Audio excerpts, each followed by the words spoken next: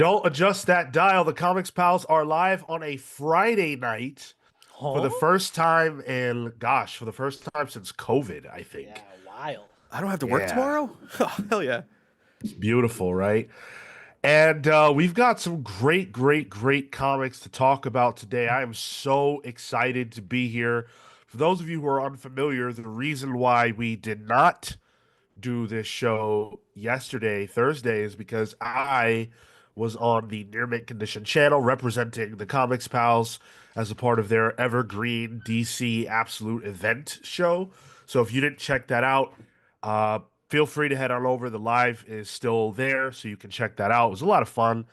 And I hope that I represented us well in that. I got Doomsday Clock Yeah, on yeah. their top 8 evergreen. I am so fucking pleased with me. That feels like a feat. And honestly, you didn't pick Identity Crisis. I mean, because I think it was Tyler from the other Tyler Illuminati. from Illuminati, yeah, who got ripped to shreds for having Identity Crisis. And honestly, that would have been on my list too. So I'm kind of glad I wasn't there. Shreds, Yeah. dude, Yeah. shreds. But It it was was a lot of fun. Go ahead. no, it was good. I mean, the fact that like I like the argument, and like a lot of people came around to it, like recognized and found that yeah, you know what, this is making sense. There's like the validity to it there, which was really cool. Hell yeah, dude. I want to do a fucking book club on Doomsday Clock because I feel like a lot of people haven't really thought about it enough. It Wow. is a great book. We Yeah. we haven't done a Jeff Johns month. True. Yeah. True. Yes. I didn't want to do it because I wanted to avoid the allegations, because we've had him on a few times and stuff like that. I wanted to avoid the allegations, but certainly this year we should get around to it, I would say.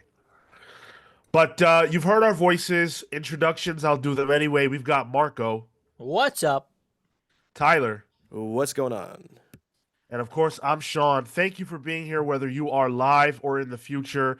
Make sure that you smash that like button. Smack. We have Count 'em. six of this week's biggest drops. We've got Ultimate Wolverine #1, the first debut of an Ultimate series since the Ultimates, which dropped, gosh, at this point that was over half a year ago.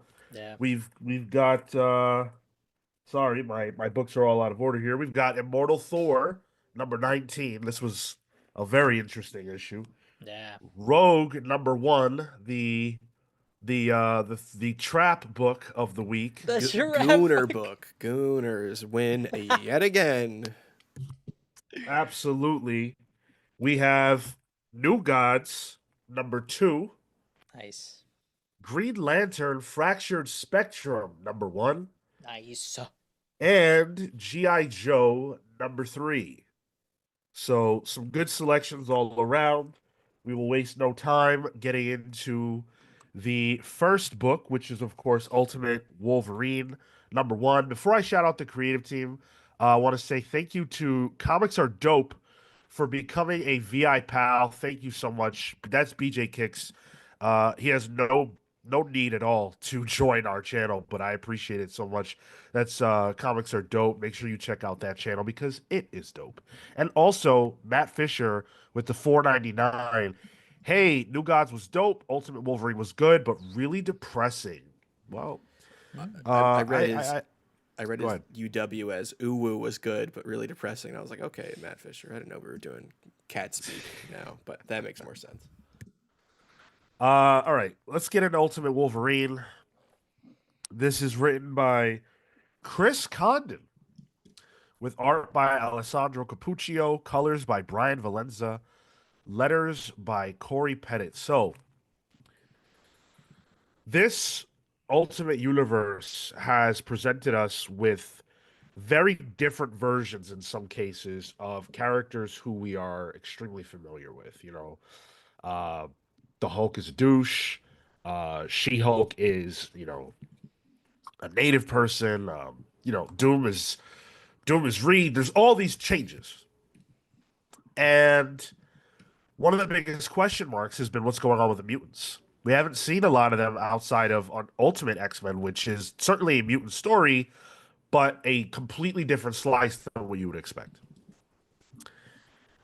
All that to say, we arrive at Wolverine. A Wolverine who looks at the same time very familiar but also unfamiliar to what we know from mainline, especially all these years down the road. Mainline Wolverine is very, we hear from him all the time. He talks, he's a nice guy. There were years where we had too much Wolverine, where we were complaining about the amount of Wolverine we had. So much Many. different Yeah, variations, alternate timelines. He died at one point and was still around. indeed. And there are people who thought that this wasn't even Logan. People who had question marks about his identity in that regard. Well, thankfully, it is Logan. We got that confirmation here. I'm very pleased to say we are dealing with Logan. We are dealing with the Wolverine, except he's not referred to that way here. He is referred to as the Winter Soldier. Keen-eyed people pointed out that he did have the same like mask guard that the Winter Soldier wears or wore when he first debuted. Wolverine has that, and this issue flashes between two moments. Essentially, Wolverine on a mission, a hunter-killer mission, uh, with facing off with two characters we are very familiar with, and then the other side of it is the triumvirate of rulers of Russia, being Colossus, uh, Magic, and Omega Red, observing Wolverine and kind of remarking about his body and all that good stuff. What did you guys think about the debut of the Ultimate Wolverine? It looked good. Great. I don't know how I felt about this one. I came out of this issue and I was essentially like, huh. I think it gave I kind of went with no questions really. I was like, all right, it's Wolverine. I'm just gonna read it. It should be a Wolverine book. And I definitely came out of it with a lot more questions. Like, oh, what's this Logan's past? The typical Wolverine questions when you need a Wolverine story. But then also the mutant of it all. I mean, we get introduced to it's in the preview, so we can say that. Nightcrawler and Mystique in this. And it really made me think, all right, what is the state of mutants here? And that question isn't really answered at all in this. That's not to say it's a bad thing. It could answer that question down the line. I'm not sure it even really asked the question in the text. It is just a side effect of me reading this book. But I thought this was pretty straightforward. It felt like an action movie. It kind of felt like a Jason Bourne in a way, in the sense that there's this guy lost his memory. Now he's being used by his government to pull on these death-defying secret agent missions. So kind of tale as old as time. For me, it really was the Cappuccio art. I was familiar with his work from Moon Knight. I believe he was on Jim McKay's Moon Knight. And I loved his work there. So seeing his take on Wolverine and this world that's similar to ours, but not quite. Good character for him to handle. Wolverine gets to do some real berserker, lashing out with his claws and shit and slicing people up, slitting some throats. There's this one panel where he stabs a guy in the face. And you can see the claws kind of go through his chin and out his cheek. And, that's disgusting. But, that's kind of what I want in a Wolverine book. So I think this delivered what I expect out of a Wolverine book. But it didn't blow me away like a lot of the other Ultimate #1s had. I think to the question of the mutants, it left me frustrated because I'm enjoying Ultimate X-Men and now I'm questioning, well, now what does mutant mean? I think it because it didn't want it didn't want to deal with that. It didn't want to deal with the question of mutants. It's just like, hey, this is Wolverine, who presumably is a mutant by the structure by which you already understand, but that doesn't matter for the sake of this, and so that left me. Um, it felt unsatisfactory because we see Magic, we see Colossus, we see uh, all these other players that exist otherwise, but they're not in an affiliation um, that we would normally see them. And so I think that played into some questions that didn't feel too satisfactory to even have. And so that got me frustrated.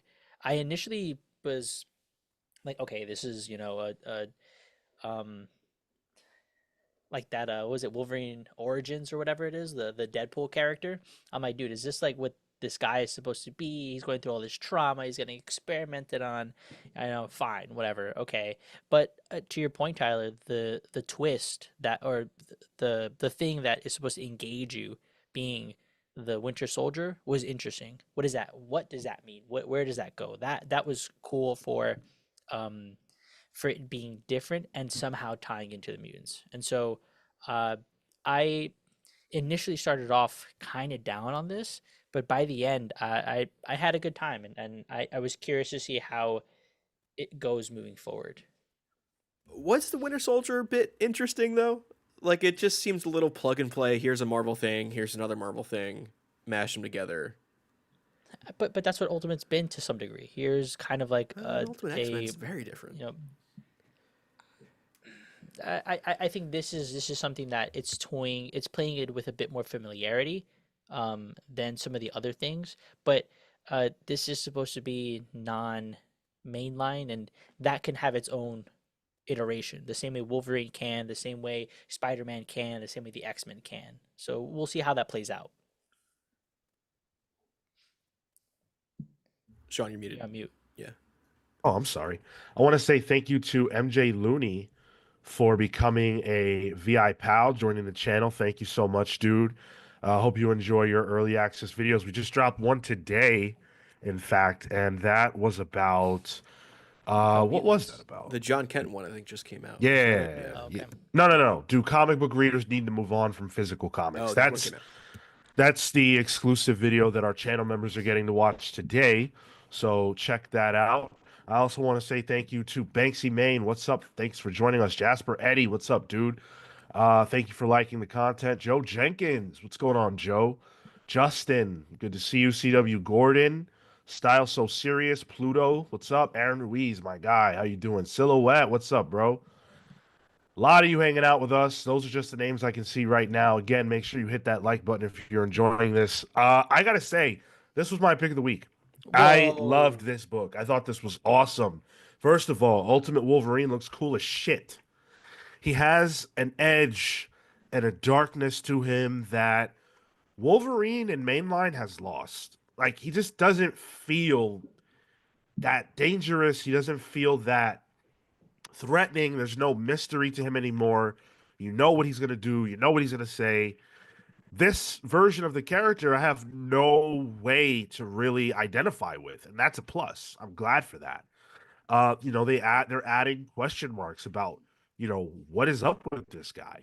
What do we really know? The art is stellar. The art is phenomenal. Like, wow, the violence looks tremendous, but also the renderings. Like, I think Capuccio was the perfect artist to handle this new iteration of Wolverine and give him his claws back, so to speak. I like the inclusion of Nightcrawler and the establishing that there are a lot of or I shouldn't say a lot. There are mutants in this world that are familiar to us because Ultimate X-Men is a sea of unfamiliarity. This is a book where it's like, okay, you're gonna see people you recognize, you're gonna see people characters you can connect to. So I'm happy with that.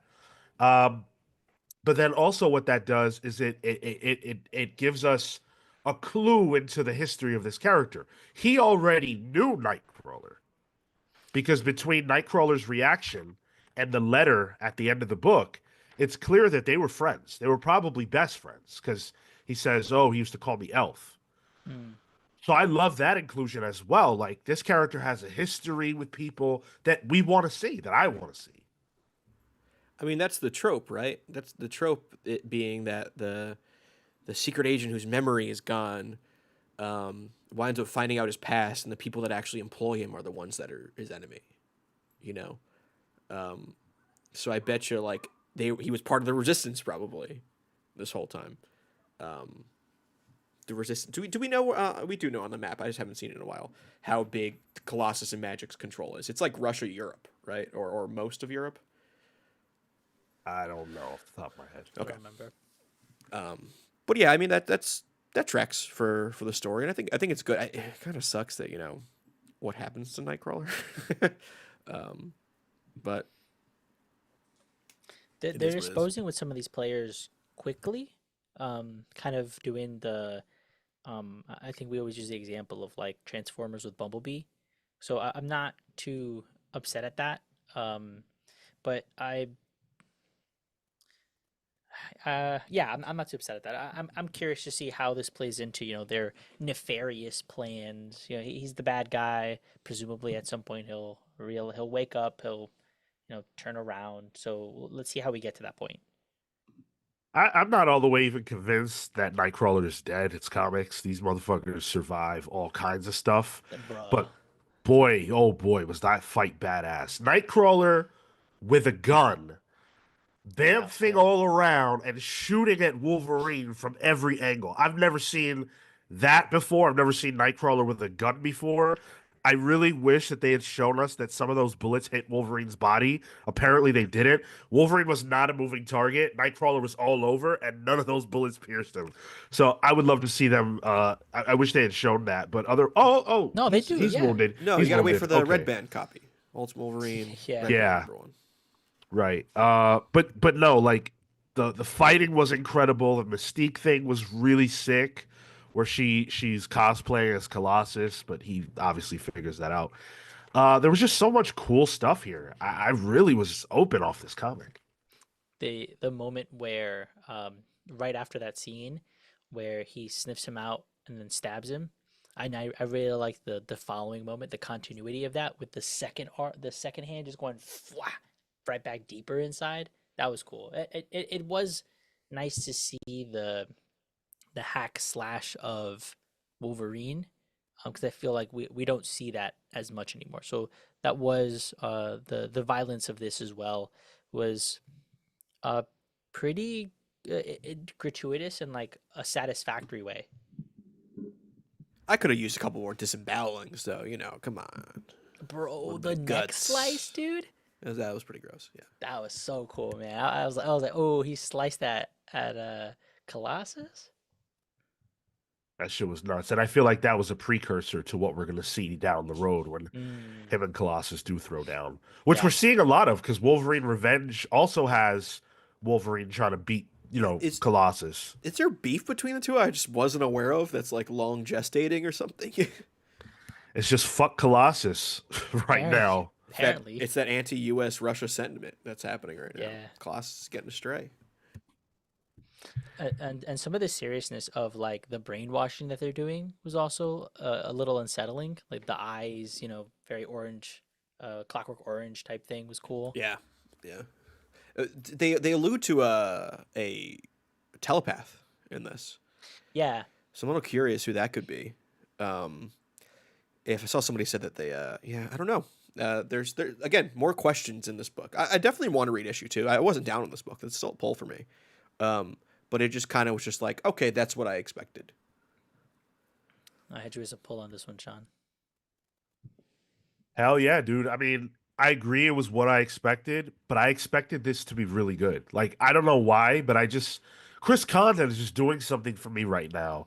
And then Capuccio's art, like, I didn't like Moon Knight, but I loved what Capuccio was doing. So for me, this is where I want Wolverine. And I'm happy that the Ultimate Universe is the one delivering this. It's the only like Spider-Man is still Spider-Man to me. He's just a dad. Black Panther is Black Panther. This Wolverine feels like a meaningfully different version of the character than we get every other fucking week in mainline because he's just too soft.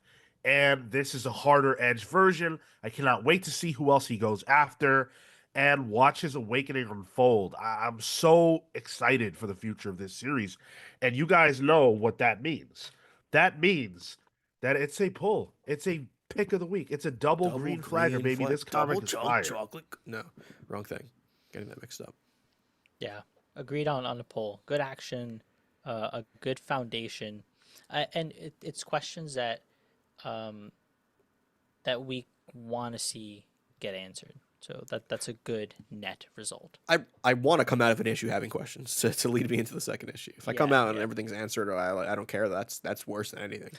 I'm curious to see if like the Winter Soldier things continue, in the sense that maybe this is a Logan that teams with Cap at a certain point. the age thing exists. So I don't know. More questions. We'll see. Like historically? Yeah, we don't know if he was in World War II at this point. He could have been his Bucky, not really, not the little boy with a gun, but like maybe in the No. Commandos or something like that. He could have been Cap's best friend, or they used that idea with somebody else in the Resistance, which is kind of what they alluded to with Nightcrawler. Huh.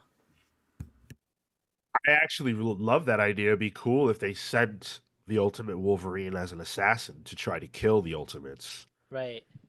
and they could play off that relationship. Sean, what if the telepath is Ultimate Jean Grey? I don't care about that. I would rather it be like, I'd rather be like Emma Frost or a Psylocke. revamped Quentin Quire or Psylocke, somebody Yeah. who's gonna do some dirty shit. Somebody who fit. Like I don't know if I feel like Jean really even fits this, and I want to see characters like her introduced in another way. Sure. Sure. I make her one of the kids in Ultimate X-Men. Got it. No. So that's 3 pulls on the book. Let's see what you guys had to say though. 62% of you say pull, 13% of you say pick of the week, 11% say pass, and another 11% say didn't buy or read. So that's overwhelmingly positive for this book, and I think it deserves it. Go out and read it if you haven't. Go out and read it if you haven't. Recommend it. Dende points out Psylocke is an Ultimate X-Men right now. Well, guess what, dude? I don't read that book. So I don't know who was in it. I only know who was in it 6 issues deep. I mean, Young Dende also pointed out earlier, this book was moving so fast that my LCS had to have a 2-copy limit on it. So many people wanted it. That's Good. Wow. good for the book. Good. Do it. Scriptured. What's up, Scriptured? Says, I totally feel Tyler and Marco's criticism, but the fucking rule of cool dominated and completely won me over. I think that's where I'm at, too, yeah. Fair enough. Hell yeah. Neighborhood Merc, what's up? Says, this Ultimate Wolverine is a straight savage, and I love it. Dude, Assassin. Just point and shoot. fuck a red band. You don't need red band. You need Ultimate Wolverine. Just do it. I read Alien Paradiso #2 this week. Just do the violence. What's up, Marvel? Stop with the gimmick. Don't charge me. What was more violent, this or Alien Paradiso? Paradiso. Hell yeah, okay. I might check It's that out good. once it's collected. Yeah. It's good. It's good. But I'm also just a fan of those books. By the way, if you guys didn't have the chance to check it out, we were live on Tuesday with Jason Aaron. We got to speak to him at length, an hour and a half conversation with the mighty Jason Aaron. I think it came out really great. If if we never speak to Jason Aaron again, I'll be cool with what we got out of that interview. CW Gordon responds to that interview by saying Jason Aaron interview was also dope. I was all in on his Bug Wars. Love me some miniature people in a big world, but hearing him talk so passionately got me hyped. Hell yeah. Oh, yeah. I cannot wait for us to be able to talk about that book. Because that was a lot of fun. Yeah, like when we get to review it, you guys get it in your hands, definitely, for sure. Mr. Funiverse says, let's see Ultimate Wolverine meet Cyclops from Ultimate X-Men. Right. Isn't there a gender bent Cyclops in there? It's a little girl with like Eye patch. an eye patch. Yeah. What's her name? Sally Summers? Sally I don't know. No, No. I forget. It's something I would have to read.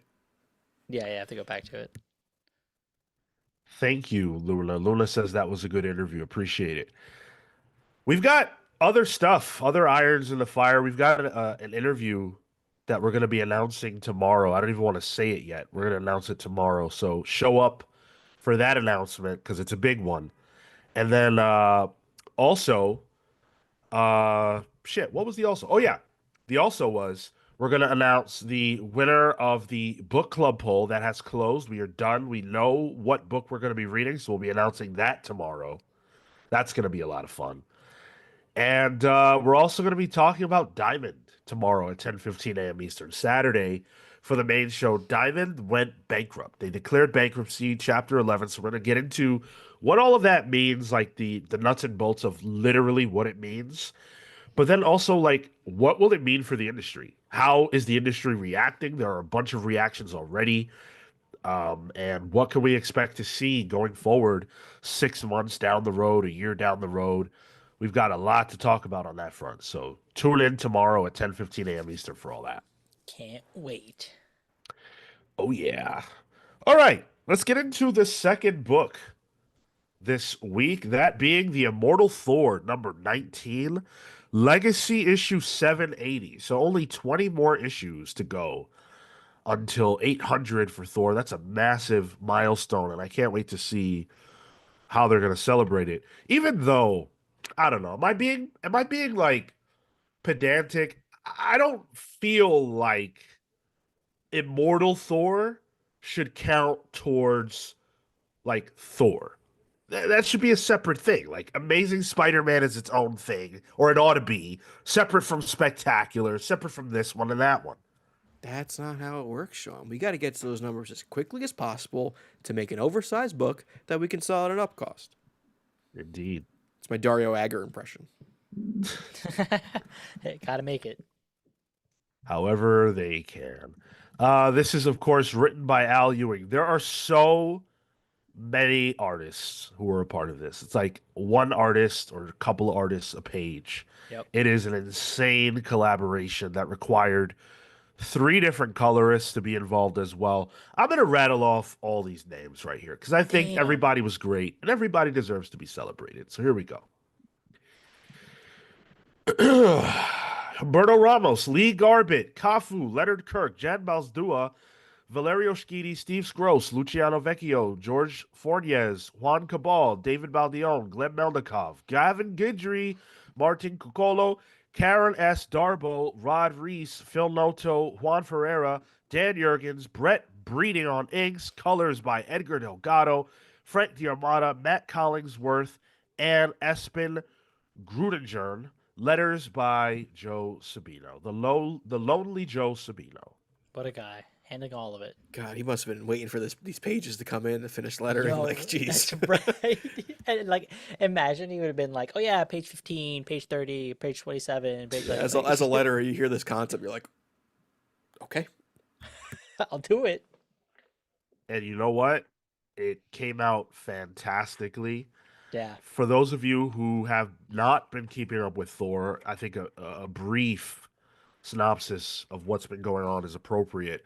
Long story short, Dario Agger is up to his tricks, not even old tricks, same tricks. And he is trying to not only kill Thor, like if they can kill him, great, but mostly destroy his reputation in the public eye. And so most recently, he put together a group of 4 goons. This dude from the Serpent Society, Grey Gargoyle, fucking the Radioactive Man, and Hyde to try to kill Thor. They were unsuccessful. And Amora the Enchantress brought back, through some shenanigans, Thor and her son, Magni, from another dimension. Um, and she's vying for power. So that's kind of the backup to this issue that deals with every single story that's been going on in Immortal Thor to some degree. And it's amazing the way that Al was able to craft this issue to address everything and act in a way as like a, hey, you could jump on here, but also honoring everybody who's been reading and teasing a lot of stuff that is to come in the future. I think this was a banger standout issue. I thought the narrative use of here's Magni, Thor's son, that's plucked from a future that never happens, and has to reacquaint himself of where he is in the landscape of this Asgard. So using him as like the through line of like, all right, he gets to go around Asgard and meet all these people, and then that we can check in with people that way. And as he moves by, another character might pop in. We might follow that character for a page. I thought that was really good. I thought some of the pages were a little too many talking heads. I thought some of a lot, actually, probably like half the artists only get to draw talking heads, which as an art, as an art piece jam, I might have liked seeing them have a little more fun with it. But that's probably pretty much my only nitpick of this issue. There's like multiple pages where they're talking to Uller, the bearded, Saruman looking guy who's like the new storyteller. And multiple artists draw that same interaction So I was like, all right, well, can we have done a little something different with those characters? But I thought it was fun. I thought some of the artists that show up really popped me. I think specifically once Jane Foster showed up and it was Cafu on art, I was like, oh hell yeah, that is nice to see. I loved that book when that was a comic. So there were a lot of things that made me excited. Black Jack O'Hare popping up for no reason at all. Just because Al had him in his like Nova and Guardians runs. uh, so yeah, I thought it was good issue. I don't know if it's a jumping on point though. Uh, I thought it was. I thought it summarized the things. Like I haven't read this one in a while, and so it was nice because I could see where some of the things kind of have ended up to some degree, and even for the parts that maybe didn't get as immediate a resolution. Where I from what I remember, the rocks and Thor and the war there, right? That's fine. I could go back to revisit that. It set the scene for what I needed to know and what that means moving forward in a dramatic way. And there were a lot of moments where I felt for Magni or the Beta Ray Bill with Sif interaction. Oof, I feel for my With that boy. Juan Ferreira art too. Oh, Yeah. it's so good. And there's just a lot of moments like that where it's like, oh, I love this interaction. Oh, I love where this person is, what this person's trying to play at and is trying to gain. Oh, this person's, there's a lot of machinations, and I think that that's okay for an issue like this, specifically called Tales of Asgard, where we're taking a trip, where we're following characters, we're seeing where things are being set. I hear the criticism on, talking heads, but I think for this to be kind of like a cool down and the issue that uh feels like the stretching of the bow, I enjoyed it. It 100% is that. And like when you mentioned Marco the rocks and Thor and like what's going on with it, that's not even resolved yet. Hmm. So there's a lot of irons in the fire, and this issue is giving acknowledgement to where all the stories that Al has been telling so far, where they're all at. So I think if you have read Thor before and you want to see what's going on with this run, this is a great issue to jump on with. Near did ask though a good question that I want to acknowledge right now because I think it's worth that. Never read Immortal Thor. Is this a good intro for reading the character? No. And I'm not even talking about this issue necessarily. I think the run itself is not a great introduction to the character. I would always encourage a person like just read. But if you're looking for a great introduction to Thor, Jason Aaron's Thor is probably that. But this is happening now. So if you want to be on the bandwagon now to something that's going to be considered a classic down the road, I would jump in. Yeah, I have read Thor since 2006, every issue.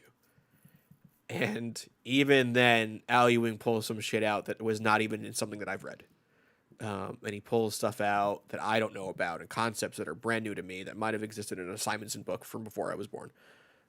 So, yeah, I wouldn't consider it, baby's first Thor book. I think there are better options out there for sure. Yeah, I mean, I think that there were really great emotional beats. I love what Al is doing with the Enchantress. Every time she's used in the same way. She's a foil for Thor, a romantic interest, but she's always gonna go back to being, vying for power and trying to use him, which she has been doing throughout this entire book. Nobody's motives are secret in the Yeah. sense that like Thor's aware of everything everybody is doing, but he can't change, nobody can change the way people are going to behave, right? And I love what Al is doing. Like the people in this story are all who they are, and she's wrestling with that. Enchantress is wrestling with the fact that she resurrected her son, who she has no connection to and never knew because he's from another universe, just as a way of hopefully Thor dies based on everything that's being done to him, and then Magni will become the All Father. And then she will be controlling the All Father. And if Magni happens to die, well, maybe she can get the power. I love that twist on her character, that she almost doesn't want to be this person, but it is who she is. Mm. Like a fatalism to it.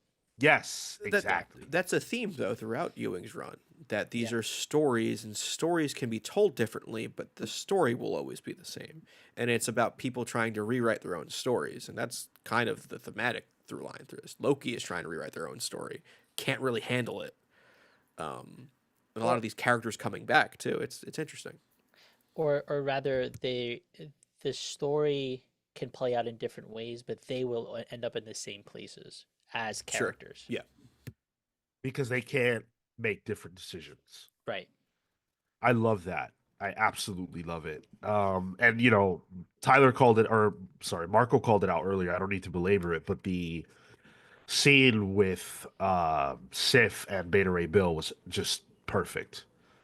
I think that's the first time we've seen Bill since the miniseries, right? The Danny Warren Johnson. Well, like he even had the sword from it and everything still. Yeah, I think he was in this already. Okay. Immortal. I That think was he appeared. Yeah, wasn't that like when they wrangled up all of the previous Thors or something? Like Right. early issues. Yep. Yeah. Yep. The Thor core. Yeah, hell yeah. Yeah. Damn. I Yeah. want that. I want that. I want more of that. This series to me has just been incredible. I know that some people say it's boring. Not everybody's on the hook. It's definitely got a different pacing than Immortal Hulk did, but for me, I'm loving this just as much. I think this is an excellent book. This issue in particular, though, features so many different artists, and I'm happy to say that I pretty much loved everybody's work here. Were there some page turns you're like, oh, they're in this? Because I did not look beforehand. I went in this blind as to who was going to be there. I knew Gavin was going to be there, and of course, Gavin's the last one to show up. um, but they were like Rod Reese showing up. I'm like, oh, okay, cool. There were a lot that felt like it captured of an era. Um, I do want to shout out. I don't know who the first page was, but that as an opening, and you're just looking out into the stars, like, oh, amazing. That captured me from the get go. And then the next one being like this more classic style, like the hair with like the bluish sheen on it. Um, I wish I could like. I'm assuming they're all in order. Yeah, I'm pretty sure. Okay, They so are. then Yep. presumably that was uh Jen, Jan, yeah. yeah, Basil Lau, and then Dan Jurgens and Brett Breeding. Good Yeah, stuff. and Jan has been on the book for a while. She's excellent. Um, I don't know if there were any that surprised me. Well, no, that's not true. Juan Ferreira surprised me. I did not expect that he would be involved in this. That was pretty cool. I was surprised to see Phil Noto as well. I always love to see him. Fornez was a surprise as well. But I was surprised too that they didn't go and get some more classic Thor artists from over the years. Like Russell Dauterman isn't here. I thought that was a little Mm, weird considering how much he's contributed to the character.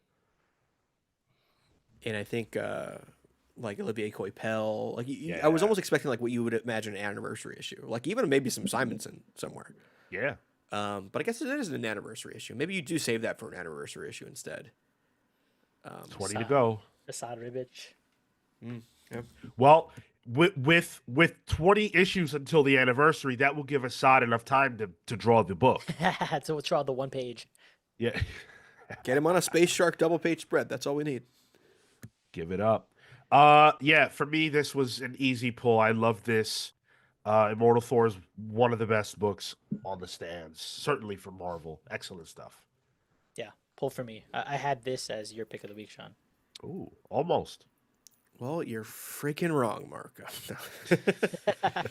I, I this- wonder what yours is. Nah, I think you got mine. This was a pull for me as well. I liked it a lot. I actually caught up with 3 issues with Immortal Thor yesterday. So Nice. that extra day, doing this. I'm not saying we do this every Friday, but that extra day gave me some time to catch up on some things. Hell yeah. I was gonna ask you guys how you spent your Thursday off. Well, I saw a 3.5 hour movie. That's what I did. Oof. I was on a 3.5 hour podcast, so there you go. I like 3.5 comics. Joe Jenkins asks us if the art changes took us out of the story at all. No, I think there were moments where it felt more noticeable than others, but they're all well done, well rendered. Everyone knows, what the assignment is, and so I think it didn't take me out, but I did notice it. But I don't think that's a bad thing. It was the point of the issue. I don't, Ben loudly brought up earlier Secret Empire and how turned off he was by the fact that it had multiple artists. Well, certainly, right? Like, a one-off like this is that way different than an event with multiple artists. I was sickened by multiple artists on Secret Empire as well. I'm right there with you. But for a one-off, giving us dynamic artists, different takes on Thor and his world, and what feels like a catch-up, middle-of-the-road issue, I thought that was an excellent, interesting choice, inspired decision. Uh, Very disappointed in the results of the poll here. 58% of you did not buy or read this. What? What's going on, Wow. folks? What's going on? Wow. Hey, a lot of books out there. Different strokes, different folks. But Flo Dameron coming in with a $4.99 super chat. If it's not Ultimate Marvel, I'm not reading it. I might catch up on this on Marvel Unlimited. Oh, You should do do so. that. You should definitely do that. Thank you so much, Flo. Brian 12ish says, loved seeing Sean on the Human Condition Evergreen stream last night. Fun show. Hey, Brian, you didn't have to read me the way you were reading me in the chat. My idea is always you guys come and you support me, obviously support Near Mint, but if you're a fan of us, then you support us, right? Brian comes into the chat and he starts talking about how I like my steak well done and all this extra shit. Like, why you got to bring up old shit, Brian? Yo. Brian, thanks for Put you on doing what I told blast. you to do. What's up with that? It's crazy. On blast, dude. Yeah. Wow. Tilo says weak, cowards, all of you. I agree regarding not reading Immortal Thor. You guys need to jump on the horn. You're gonna regret it. You're gonna regret it. They're gonna announce Al Ewing's gonna leave the book, right? Hopefully the sales are good enough that he gets his 50. Al Ewing's gonna leave the book. Then they're gonna announce somebody, right, as the replacement. Just somebody. And everybody's going to say, oh, man, Thor sucks now. I'm not buying this. Where's a great Thor creative team? And I'm going to say, we just fucking had one. And you didn't read it. That's what you deserve. Yeah, but Sean, there was Al Ewing on the book. I'm not going to read an Al Ewing book. Ugh. Well, then you're going to get Thor #1 by Bob Smith with art by Dominic DeColco or something like that. So It's a shame.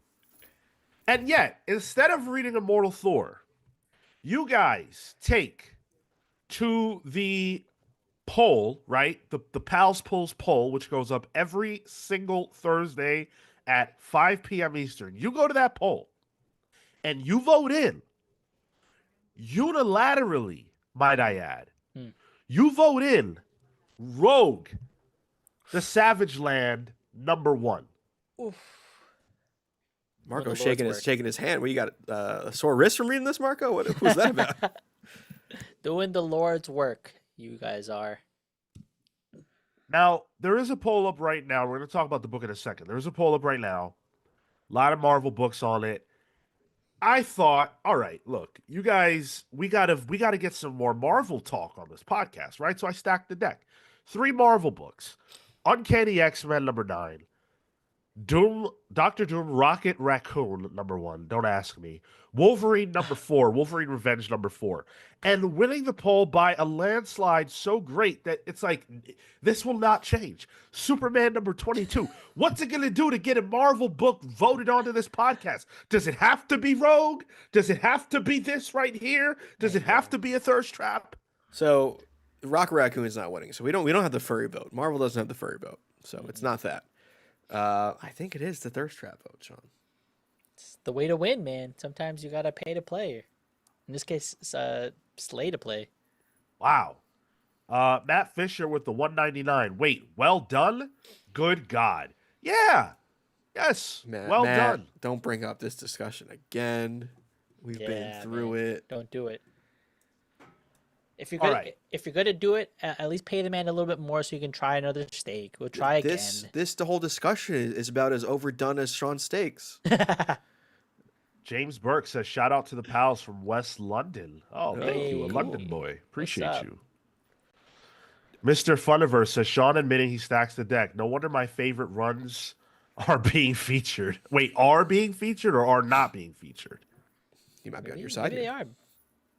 are. Tell me. Okay, here's maybe J. Michael Straczynski is writing the Rocket Raccoon Doctor Doom story. Oh, Does that do Yes. anything for? Oh no, his cap run has not been great lately. So It's, yeah. I had to stop that. Gary Frank cover. Let's talk about Rogue the Savage Land #1. This is written by Tim Seeley with art by Zulema Scotto Lavina, colors by Rachel Rosenberg, and letters by Ariana Mayer. Rogue looks really hot in her Savage Land outfit. All right? And that is the comic. hey, whoa. There are dinosaurs in here too. True. Give a dude look. At some point, who was it that wrote these are the things that you should, if you include them on the cover of a comic, Oh, it will always sell. And it was stuff like animals talking, like gorillas, like all these things, right? And so Marvel put together their own list, and they said, okay, what? Hot mutant rogue, dinosaurs, ripped old guy, and Zabu. and Zabu, the Carmine Infantino. There you go. Thank you. And what is up with Nick Fury right here? This is so random. That was some classic, like old school comic shit, man. That was like '80s Chris Claremont stuff. I like that. I had a lot of fun with that. And you know what, Sean? Number 7 on Carmine Infantino's 7 Things Guaranteed to Sell the Comic. If shown on the cover, a direct question or statement to the reader. And on the cover, it is Rogue talking. Oh, sugar, I have a story for you. And Marco, didn't you say that was one of the things that gets you to buy a comic? Didn't you recently say that? Yeah. So I this was guaranteed to be picked up by me anyway. Look, I'm obviously, taking the piss, so to speak. I'm joking around. I think Tim Seeley tries his best to inject some heart into this, but I just don't think it's there, quite frankly. The general strokes of this are Rogue goes through some shit. She ends up in the Savage Land. She has to fend for herself, but it's really lonely. Obviously, she's super powerful, so she's not really in danger, but she is alone. Soon finds out she's not really alone. Gets attacked by Captain Marvel from the Miss Marvel days. Magneto shows up randomly and saves her. Then Zabu comes around, and now they're gonna go on a mission to find what's his name? Kazar. Kazar. Thank you. That's the comic.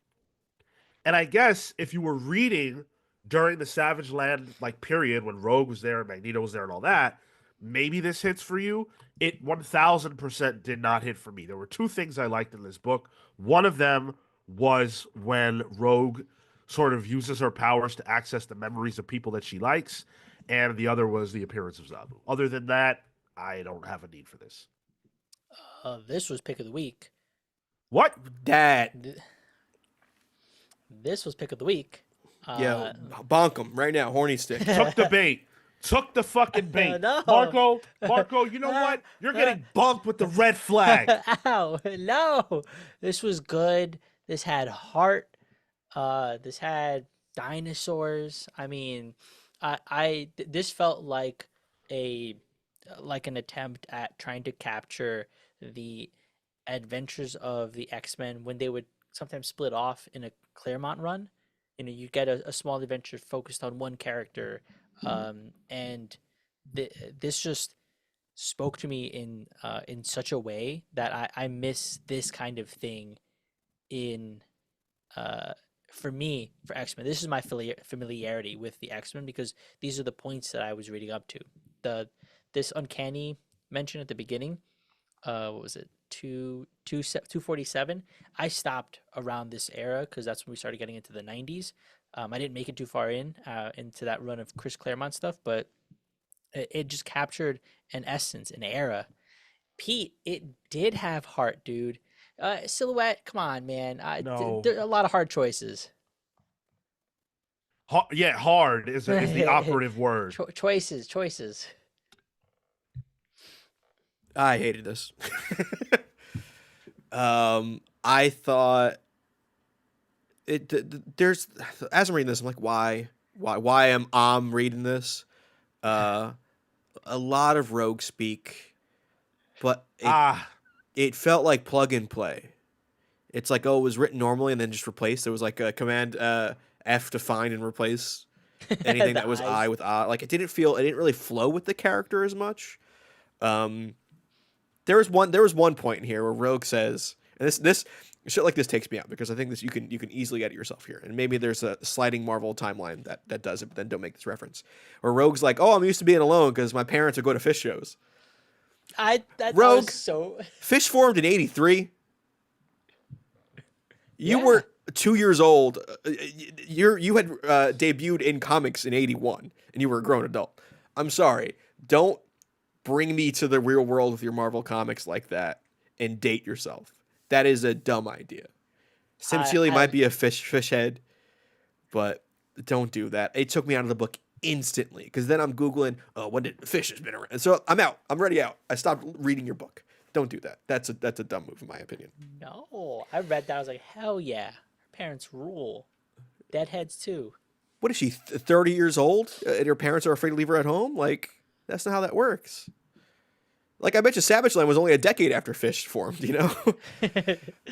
So that took me out. I thought the art was... I don't know how to say this without sounding like a jerk, so I'm going to be nice about it. Not quite Marvel level, if that makes sense. A lot of it was scratchy and almost sketchy, which I guess Savage Land, fine. And I don't know, it felt like a Dynamite book in a lot of ways, which I don't mean to denigrate Dynamite, but it didn't feel like a Marvel book, in my opinion. Even the use of this book existing felt like Dynamite. Like, this is what Dynamite does. They put Vampirella on their covers to get these books out. I don't know. And there's one bit where Magneto's like, oh, somebody's about to break into my building. What am I going to do? Oh, I'm going to summon some thumbtacks and screws. Like, what are you trying to do? Break a car windshield? That's all you're going to do. I don't know. Shot. A lot of things happen in this book. There was another part that took me out where, like, Rogue dates herself, too. I think she mentions, like, cell phones or something. That just take me out of the book. I can't do this stuff. No, this isn't for me at all.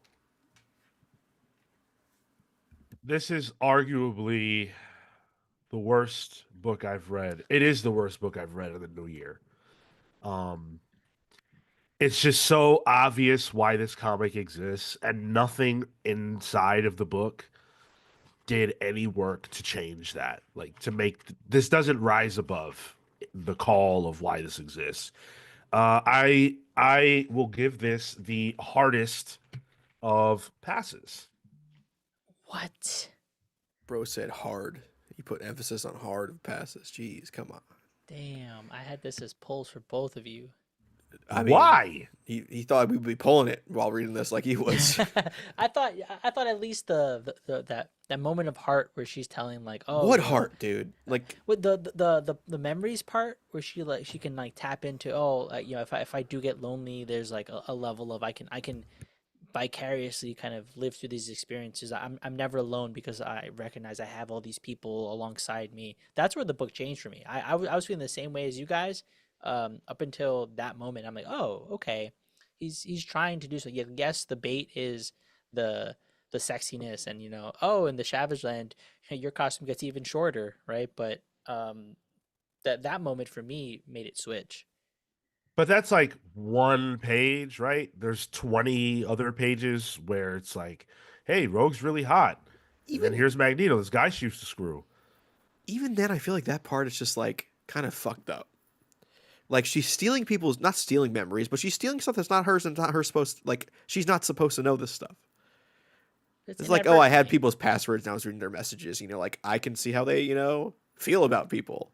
Like it's a little creepy. Like there's I think a reason why people don't touch on this aspect of her powers often. Because the consent comes in and it becomes a weird thing. Mm.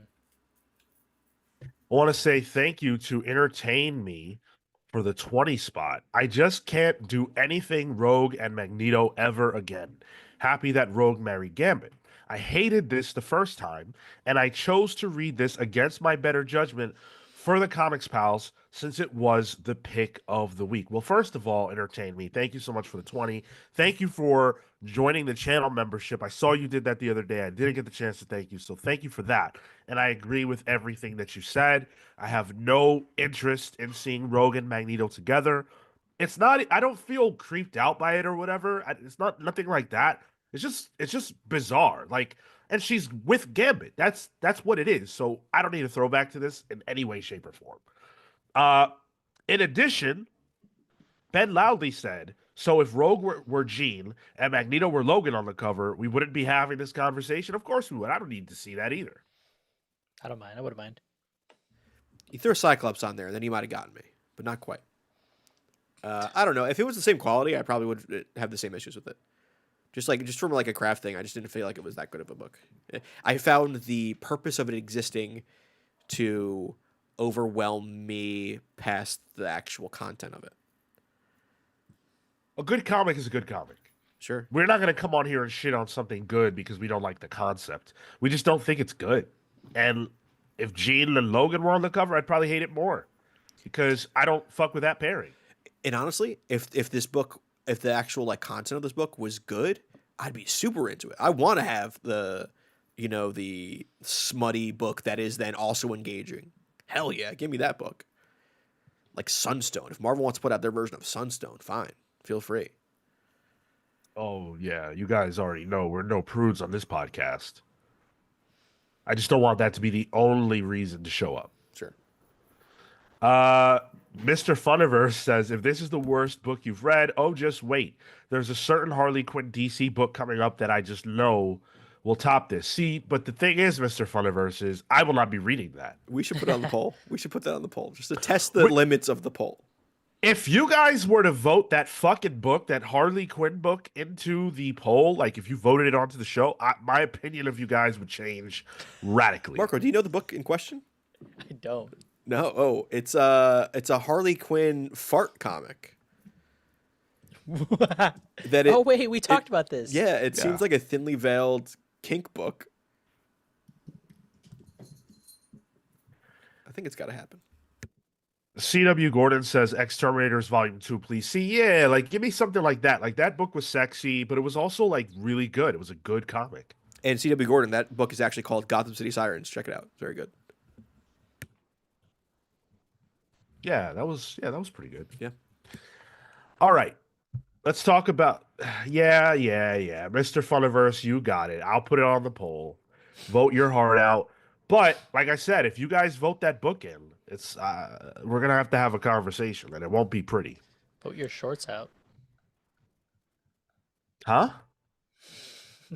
What's the next book? Well, let me end this poll here. 56% of you said didn't read or buy. You made the right choice. Pass is 22%. So we put those two numbers together. We're looking at 78% of you were not into this. 20% of you pulled it. Nobody said it was their pick of the week except Marco. That is wild, especially with the next book we're about to talk about existing. I thought we had comic book readers on this podcast. You're bugged out, dude. Comic book gooner over here. Jeez. Let's get into the New Gods #2. This is written by Rom V with art by Evan Cagle. Art and colors by Jesse Lonergan. He did one page. Francesco Segala on colors. Letters by Tom Napolitano. So, you ever have that experience where like you really want to go out and your wife or your girlfriend like catches you trying to go out when you're supposed to be at home with the family? She gives you that look like, "Hey, fucker." You know? That's what we see in this book here between Mr. Miracle and Big Barda, the biggest of Bardas, The thickest of the artists. thickest of Bardas. You like she should have been. Is she on the cover? She should have been more She's on the prominent cover, on yeah. this cover, much more prominent. Um, but yeah, Mr. Miracle has a big decision to make about if he's going to pursue this child.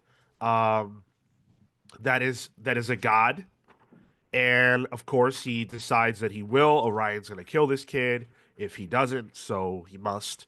And Big Barda isn't willing to sit back and be a mom. She's like, let's go do this. Let's go save this kid. Um, and we also get to see some of the machinations behind the scenes. We know that there are other players involved that want to find this kid. It seems like the implication is that some people think it could be Darkseid, Hmm. a resurrected Darkseid, and I thought that was pretty interesting. There's a lot going on in this book. Ram V is certainly cooking. This was my pick of the week. Um, I love this issue. I like what Ram is doing, with this book, at least issue 2.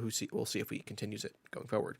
Where it opens with a cold open with like a guest artist to kind of tell like a bit of a mythos about the New Gods, and it introduces this new character that looks like a character trying to fill that vacuum of power that Darkseid left. Um, but Rom also has the ability just to write like what I just said is a huge, big space operatic kind of plot point. But then like you mentioned, Sean, that bit with her with Mr. Miracle and Barda, it's just back to Rom knows characters, knows how people talk. And his dialogue is just so natural for everyone. Nobody ever feels manufactured. It feels like I'm listening to somebody talking, which Hmm. is probably the best compliment I can give a writer for writing dialogue. I loved it. I thought that bit was great. Even like hearing like Desaad talk to Metron, like those are like the least realistic characters. That's the most hokey New Gods type 2. You could even mention it, but even that it felt natural for who they are, and it worked. It's sniveling and calculated. I thought that was good. But holy hell, Evan Kegel. I that Barda when Barda shows up. I mean, like, I'm not saying it got my goon vote, but like the idea of forced perspective to use to just show the sheer size of Barda, where we're kind of at it from Mister Miracle's angle, and Mister Miracle's got to be a relatively like he's maybe like a 5'6" kind of guy. So next to Barda, it's always great, and like showing that kind of added to the depth of what Mister Miracle's seeing. The art in this is just insane. What Evan Kegel can do. I'm just like every time I open this, I'm like, all right, what's Evan gonna do? And I'm just excited for the next issue. I like a lot of books right now, Hmm. but because I'm reading so many, I don't get excited for them because it's just like a never-ending torrent of water, that I'm drinking. Um, New Gods, I'm excited for. Every time there's a new issue, I'm like, yep, I am ready. And this just really, really, really worked for me. This was strong. The opening artist is Jesse Lonergan, um, who I mentioned did the Faster, some other series he's been doing. So very very excited to see his art here. I find the opening sometimes dense, and uh, not dense. They can be almost obtuse, but I'm glad that it gets played into in the story. I was worried it was something like the first issue where that character doesn't appear. It's just okay. Here's something that exists in this world, but fine. We get that. We get that inclusion. We have a player here, and so I appreciate it for that moment. Um, Barda just picking Mr. Miracle up, man. Yo, he's a lucky man. The detail that Kegel puts in that panel of India, I stood there just looking at it.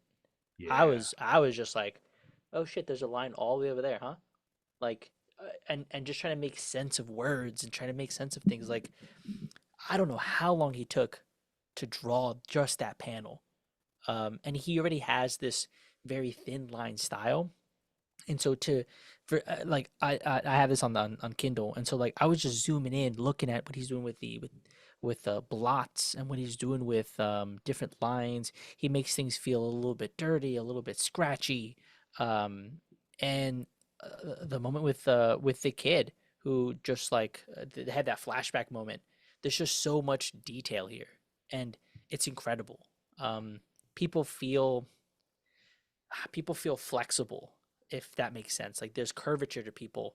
The punches that get thrown by Orion, the way that he looks, the way that people, um, their faces and bodies react. It's very very good. Um, and I think the story is feels like it has momentum, is building. We're still this feels like Rom's still simmering. My boy has not boiled yet. He is laying foundation here. And the last point to the thing you're saying about the dialogue, I felt the same way about issue one with Highfather, where they feel like uh, they feel like these mythic figures. They're having conversation, almost in the way that Thor and that realm kind of speaks. But this, because it's not that, you don't have that expectation sometimes. But there's a regality to it. A lot of fun. Yeah, this book is great. It really is. I love books that are big on world building. I'm into all that stuff as a Jonathan Hickman guy. But Ram V never forgets to show us the personality of these people. The letter that Mr. Miracle writes to Barda is great. The twist that she never theoretically gets to read it because she bursts out the room and catches him. That was fun. I got to shout out the choice creatively to put the big Barda Yeah. name behind Barda.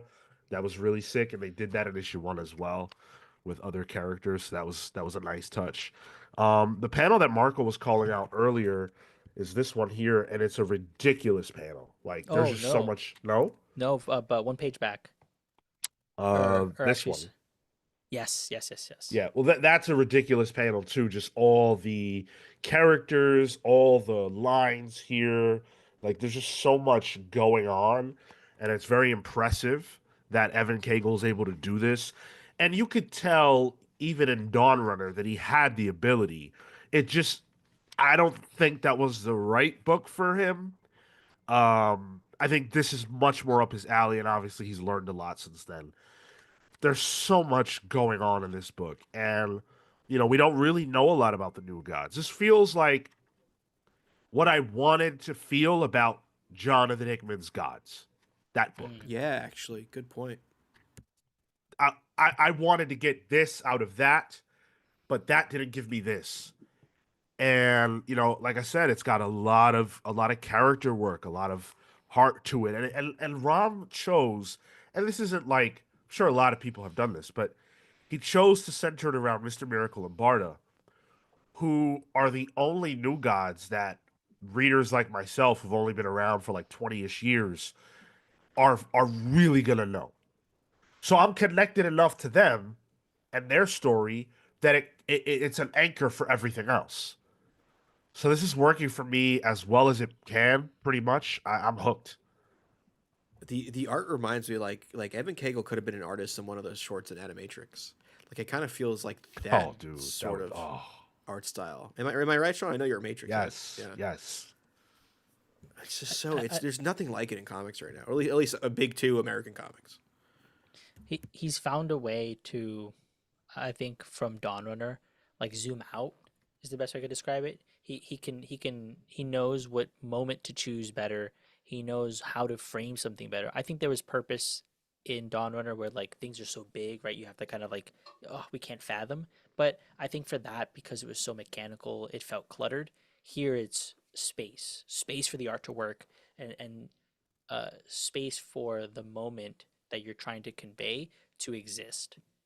And using that space, there's that one boardroom scene with Maxwell Lord, which shows up out of nowhere, and there's the panel where he reveals the Omega symbol on his forehead, and it zooms in close to him, Yo, and it's like this weird, creepy angle where it's like above him, and his eyes are bugged out. It was almost Junji Ito esque in the way they chose Mm. to, or he chose to like lay that panel, but like that's close up. That's different than most of what we were getting in Dawn Runner. because we didn't have that space. We didn't have we did have a couple boardroom scenes, but we needed room that this book gets to play with. That whole scene was sick as fuck. And I was like, wait, is this Maxwell Lord? What's going on with this? But I don't know why he has that Omega symbol on his head, but I am dying to know the answer. It's one of those questions now with DC where I'm like, yo, I can't wait to see where that goes. I love that type of shit. No answer, no problem. I'm down to wait a dozen issues to find out. And like, Yeah. I don't trust Metron one bit. And that's always been a character that's kind of been cold to me. But there's something about him in this series where like he has character now. There's machinations going on behind the scenes that he's moving some pieces and he's creepy. Yeah. A little menacing. Yeah, but not in a mustache twirly way, like not traditional villain. It's just like you can tell there's something going on there, and he's doing a lot of things, and we don't know why. Great stuff. I love this book. It's great stuff. Easy pull. Yeah, no question about it. This is a great comic, right? Rom V this is the closest I think he's been to like, oh, definitely to telling a mainline story with real consequence and, that really matters. And he's up for the challenge, by far up for the challenge. I don't know if there's a writer in the DC stable other than Al Ewing that I would want to see on a book like this. Yeah. Who else could tackle it? This guy, man. And the way he talks about it too, like this guy is high on his own supply in the best way possible. Like he's excited for what we're going to experience, and he wants to, expand even what he has planned. Yeah, this is good stuff. This is my pick. This is my pick of the week easily, and only makes me more offended that Marco chose Rogue Savage Land as his pick of the week. Huh? I gotta say I don't understand that, but to each their own, as you say, Tyler. Great book. Oh, good. Paul. And I know Izzy still says Izzy's issue says I still haven't had a chance to get New Gods #1. Feels like I'm missing out. I mean, you're missing out on 2 issues. It's not that much if you have the ability to expand to another series. I think this will hook you because I don't think there's anything else like it out there. And knowing Izzy, I just think this is like up your alley, dude. Yeah, easily. Must read. Mr. Funiverse says, damn, the way you guys are talking about this book, maybe I need to reread it. I didn't really enjoy it. Well, what did you not like about it? Because I feel like the stuff that we are acknowledging we enjoyed is kind of what the book is. So if those beats and things didn't work for you, then maybe it's just not the book for you, which is very fair. Steve Canaris says, in reference to Evan Cagle's artwork, very Paul Pope influence. I can see that style. I can see like that elasticity. People are bendy. I think seeing that Big Barda page, I can see that for sure. Especially in the anatomy of it. It's a little puffy, a little it almost looks like a little bit Brandon Graham in a way. Without the problematic stuff. I would say Jesse at the beginning is a little closer to that. Sure. But like this is the type of art that this book feels like, which is just like these are artists that would never be on a DC book, Yeah. let alone like a mainline DC book and one that seems to have importance to the line. Kind of like if anyone knows Yanis Milono, a Greek comic book artist. Great name. What did that artist do? Scriptured says, y'all get those acetate covers? I think I heard Rom V say they combine somehow, rather. They are fire. I had to look up what acetate is, and the answer is definitely not. I did not get that. Those are like there's like the almost like a plasticky bit in front of it, right? So like you could I think there was an Orion one where it's like his helmet's the plasticky bit, and you move the cover around, and then you see like the monster underneath the helmet. Oh. This particular issue is what character is this? Is it the one that's introduced at the beginning of this issue? Yeah, it must be, right? Yeah, I think that's what Rom said on his Twitter. Okay. Yeah. Silhouette says, let's get that Al Ewing Fourth World Book 2. Please, DC, make it happen. Why not? Hell yeah. Al Ewing is in the stable, so Al's going to do anything that seems really compelling, right? And because he hasn't worked at DC hardly, there are so many compelling books from to tackle. He's on Metamorpho now, which is like as far outside of the proceedings, if you will, as he could get. But like Rom, he's going to inch closer in. And eventually he's going to get a book that's really relevant, really compelling to the overall story. That's going to happen. And I can't wait for that. Let's see. What else? What else?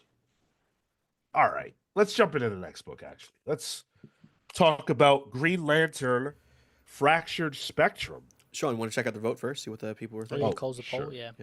Sure. So 48% of you said pick of the week. Wow, that's Damn. high. That's Holy really high. shit. Awesome. 33% of you said pull. Didn't buy, read is 12%, and pass is 6%. So you guys are on it. You're on it. But we need to get that 18% on the book too, because I think everybody should be reading this. It's one of DC's finest right now. It's so wild where our listeners are so enthusiastic about a new Gods book, but so many people are not even picking up a Thor book. Because for as much as we are a Marvel podcast, we have a DC audience. This is true. Green Lantern, Fractured Spectrum, written by Jeremy Adams, of course, the steward of the Green Lantern verse right now, with art by V. Ken Marion. Good to see him on the book. That's a soldier right there. Romulo Fajardo Jr. on colors, Dave Sharp on the letters. I feel like V. Ken Marion, I can't remember if he's had his shot with Green Lantern. I'm pretty sure he has. He feels like a Green Lantern artist to me, and I think he did a great job here. This issue is definitely I guess it's a jumping on point in the sense that it is introducing us to what the next big problem in Green Lantern is going to be. We're done with Tharos. We're done with Varan. All that's been handled in issue 18. And now we're in the Sorrow era. So Sorrow is basically, what if Peter Parker reacted really badly to Paul and rejoined the symbiote? And instead of being Venom, he was Sorrow. He got cucked out, and now he's really angry and he wants revenge. That is Sorrow. Literally. Because Star Sapphire's man was this guy. But Hal Jordan wasn't having that. He got his girl back, and this guy went to the dark side. That is all you need to know about him. The spectrum, the Green Lantern spectrum is fractured, as the name implies. The Lancers are trying to figure out what to do about it. Sorrow is in their way. He's got big machinations. The Guardians are basically unhelpful at this point. But the Guardians and the Lanterns are working together again, and they are built for the challenge. Marco, you haven't been reading Green Lantern. What did you think about this, and was this the jumping on point that you were hoping it might be? I was. I think I appreciated this. This was the second of a book that felt like, hey, let's catch people up to where we're at. Thor being that first one. So I was excited when when it opened up with this new character. I'm like, okay, cool. Me understanding comics, this is going to be the new villain for what this is. And then we get into each of the individual characters and how they're interacting. We're getting caught up on where the battery is. It's everything's moving to Oa. Things are, the core is coming back together, and so I felt like I didn't need the baggage. I didn't need somebody to tell me, and this is how we defeated the thing because this guy was connected to this, and here's who he is. It's just like, no, cool. Hey, let's start fresh. Hey, this is your new bad guy. This is who we're after. All of our players are here. This is who we have in this world at the moment. So I had a lot of fun with this issue. I think um, in previous iterations, when we've tried to have when we've had this book or a version of it on the poll, I've just been bogged down. But this felt fresh, and the characters that or rather the questions that I have, something like um, Jess being this leader seemingly. Hey, you know what? I don't need to know. I'll find out, or at the very least, it doesn't prevent me from enjoying what is being presented to me. Even I don't know how the fuck that happened. I don't know why she's like in that position, but hey, they're casting her in a new role, I guess. And yeah. I was kind of meh on this one. This felt like why couldn't this be Green Lantern Corps #1 or the next issue of Green Lantern? Like I don't know why it needs to be a special. Like we're having a new #1 coming out next month with Green Lantern Corps. So that kind of confused me. I thought it was fine.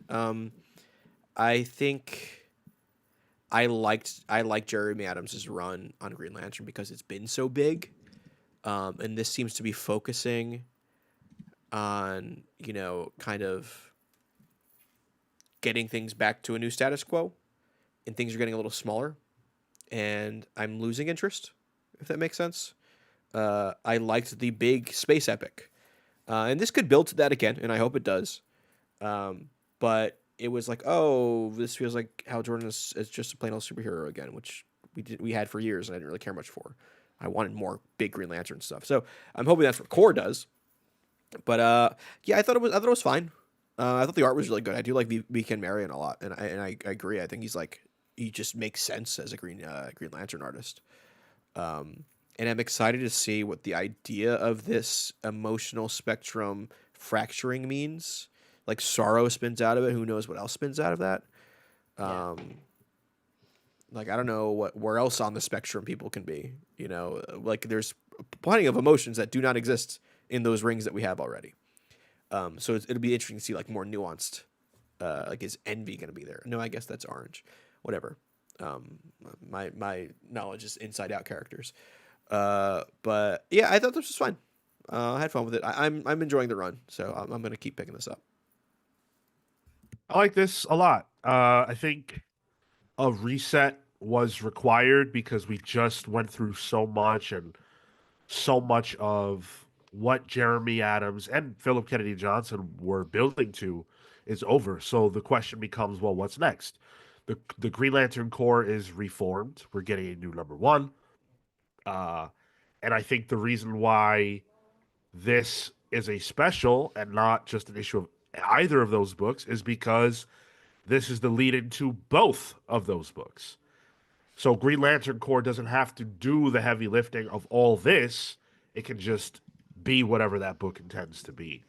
So I really like that this issue existed to kind of give both of those books the space to go wherever they need to go. I am not really that big a fan of the Sorrow character. I just think the fact that he's bummed out because his girlfriend left him is kind of a lame inspiration to become a villain. Like I'm pretty sure there are people sadder than him. Like Star Sapphire is listen, I get it. But there are a lot of people going through hard times. And I just don't really feel like this guy's sadness warrants this. Well, I was down bad, bro. You Oh, don't know what yeah. it's like, bro. I want to see the She was down my bad whole emotion. life, bro. Where's the horny core? Let's break out the spectrum that way. No, I think it's kind of cool actually. I like the idea that like the emotional spectrum is broken, and it happened to break at the exact time this guy got cucked out, unconsensually, and I'm saying there's room for that if you're into it, and it just so happened it was almost like Hal getting the ring he was at the right place right time. This guy was in the wrong place wrong time. And now that fractured spectrum, one of the new emotions kind of manifests himself into that and ties it right into Hal as well. It'd be cool to see if these spread to like, does this become a core? Is it a sorrow core? Do not say that 5 times fast. But I don't know. I think it's interesting.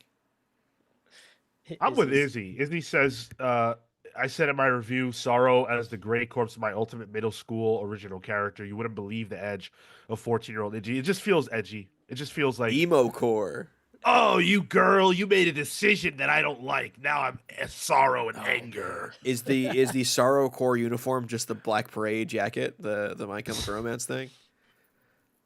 you gotta make sure you have the side swipe. Yeah, I mean, I do. Like, if Um, his unrequited love is the motivator behind what will be the next near end of the world, uh, well, shit. You know, that doesn't really. I don't really love that. But what I did love is we got to see so many different Green Lantern here. We're gonna see a lot of these characters going forward between both books. So I'm really excited for the place that Green Lantern is in, and I can't wait for more. This is a pull for me. I enjoy this quite a bit. Yeah, this was a pull. I quite like the insignia. It's this little spirally teardrop. Yeah. yeah, it's a pull for me. Not pick the week, but a pull. It's a green flag for the Green Lantern book. There it There you is. go. Banksy May says if Sean lost Jean, he'd 100% turn villain. I mean, I'd crash out, but I don't know if the universe would empower me with a lantern ring as a result of my sadness. Um, let's see what you guys are saying. Marco, can you end the poll, please? Yeah. What if the horny core comes out of this and they all have cock rings? Oh my god. That's wild. That's one of the things that has been said on this show that I wish not only I didn't hear, Okay. but that no one had to hear. Well, you're welcome. It's out there now. And the poll results are in. 50% polled, 33% didn't buy or read, 10% passed, and 6 pick of the week. All right. All right, reasonable, I guess. But you guys should try out. Well, we'll be trying out Green Lantern Core #1. So hopefully you guys decide to check it out with us. And of course, Green Lantern has been a great book, so stay on the hook for Yeah. that if you are. How would you guys categorize this? This is still technically part of the main line, even though it's like a separate one-off, right? If this gets collected, it's probably in Green Lantern volumes. Okay. Yeah. It's for my data pages. Matt Fisher with a 199 says Sean is a Sorrow Lantern about Rogue Savage Land. No, no, no, no, no, no, not at all. I'm a Sorrow Lantern about like I feel that way about when Jean Grey gets with Wolverine. You know what I'm saying? Marco was horny Lantern reading Rogue Savage Land. Yeah. What puts you into into the sad core here? What would put me in the sad core? Yeah. What comic book event would put you in the sad core here? Oh, God. I think Heroes in when- Crisis. there it is. When Swamp Thing and Abigail Arcane break up, tears me apart every time. I want to say hello to World at War Comics. What's up? How you doing? I am a fan of your channel, and I'm envious of your channel because, dude, you get World at War Comics gets some of the best guests on his channel. Like, dude, you always have such amazing guests and interviews. Congrats to you, dude. Thanks for hanging out with us. Six Slayer says just dropped an interview with Jeremy Adams yesterday, breaking things down. Love your channel. Thanks, Six Slayer Station, comic book headquarters. I saw that interview was out. I didn't watch it yet, but congrats to you. By the way, if we're just being content creators together, creator to creator, how the fuck did you get Jeremy Adams to respond to you? Please tell me. It's got to be Pigeon or show him to his front door at this point. It's We've used all other routes. Jay Sage with a 4.99 pound says, "Gotta go, but would love to see Ewing write an Orion book. Also been trying to get into Green Lantern, so this was a good start. Hope to see more.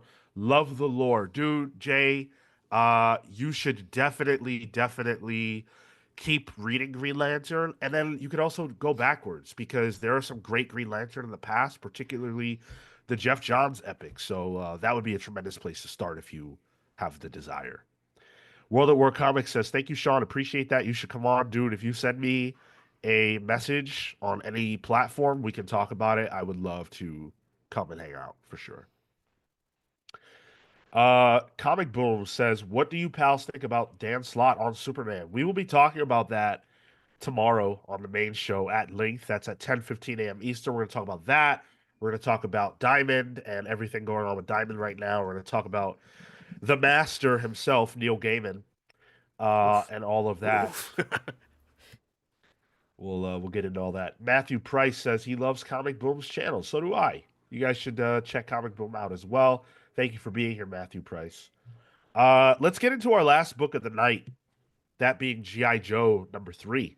This is written by Joshua Williamson with art by Tom Riley, Jordi Belair, of course, on the colors, and Russ Wooten on the letters. A great creative team doing a book that continues to roll on. So this picks up pretty near to where the last one dropped. He is hiding. He's gotten a uniform and he's hiding behind the scenes, trying to make his great escape. He is in the center of danger. Meanwhile, Duke and this other dude we got introduced to in the last issue are still fighting. Um, they've got their dicks out and they're measuring them, and that's great to read. Uh, Meanwhile, the Joes have another mission to go on, and we don't really see too much of that. But the Crimson Twins, who appeared in the Destro series, I believe it Correct. was, Yep. Tomax and Zamat, they are now entering the fray. So that should be pretty fun. Tyler, what'd you think of this? I had a lot of fun with this. I mean, this is like nothing. This book gets to kind of just continue the story. Like it's issue 3, issue 1 and 2 kind of set the stage for like both sides of the conflict that's going on in this book. So this book at least had the ability to kind of just let's continue the story forward. We get a little more team building here. What's the new guy's name? Risk or something like that. He gets to scuffle with Duke a bit. There's a little bit of a infighting. I thought it was just like a standard. It felt like a good standard episode of G.I. Joe on a Saturday morning. I didn't think it was anything, knock your socks off. But Tom Riley is just damn good, and the stuff he does there, especially when Clutch is infiltrating Cobra Command, and not Snake Eyes, a Cobra Commander says, "Oh, there's a rat in here. We have somebody infiltrating." Yeah. And Clutch is freaking out a bit. He's a little scared. And then bam, a Cobra Law agent pops out of nowhere. I'm like, I totally forgot Cobra Law's involved here. Forgot about this. More factions upon factions. This is just a fun ass book. It's everyone is a lot of fun to read. Cobra is just great. Williamson has such a good voice for Cobra. That I'm just having a lot of fun with this book. It's like an easy read. Just like I would recommend it to anyone really. It's just good fun. Cobra's a piece of shit, though, huh? Oh, that's why he's so good. Hell yeah. Love to hate him though. Mm-hmm. I think agreed with everything Tyler said. A lot of fun, and it never stops. It never stops its momentum, and sometimes that can be like, from a pacing standpoint, frustrating because maybe we're going too hot, maybe we're going too slow. But I think what the team is doing here is all paced out well. The beginning sequence with Clutch, and he's trapped and trying to infiltrate, basically, spy. Then we get the characters, our Joes. Then we get to a battle. We're here to save this doctor. Like, these beats are all flowing so well, and I wanted to call out particular. There are these 2 pages in particular that I think Riley does really well, and kind of reuses the sequence, but it's the moment where we have Duke and the other guy fighting. Right, it's five panels on a page, and it's intercut with moment, then fighting moment, then beat, then fighting moment, and then another beat. Um, yeah. I thought really well done to keep things dynamic. Even though we're showing the same iteration, it plays for laughs as well. And then, Sean, if you actually go to the moment where they're in the car with the Yeah. doctor, and he has a similar thing where um, the doctor's kind of wrapped up on one end. The One of the Cobra guys, the agents, gets pulled out. Yeah, one of the Cobra agents gets pulled out. Then in the next scene, the other guy's trying to come out. It starts to zoom in on him, but he's playing with the same 5 panel idea. And if you go right at the bottom, Sean, yeah, and then he steps out. He steps out of the car, but he's also out of the panel, which I thought was really cheeky. So I think, yeah, Tom's doing a lot of stuff in this book that just makes it fun. It keeps it dynamic, it keeps it moving. The implied nature of what's happening in the gutters that you don't see adds movement to what you do see, Yeah, which is pretty interesting. Yeah. Definitely. Yeah. I'm enjoying GI Joe. I am. I really loved that Duke had some intrigue as far as like, well, what is going on with Energon and mm, these questions and stuff like that. And I want this book to maintain that. I want it to continue with that stuff. Um, I thought the bit between Risk and Duke was kind of funny, but like we sort of got that in the last issue, so I wasn't like really too excited about it. Um, this was my least favorite issue so far, but I still enjoy the book. I just don't want to get to the point that I got to with Transformers where it sort of became like, this is just happening.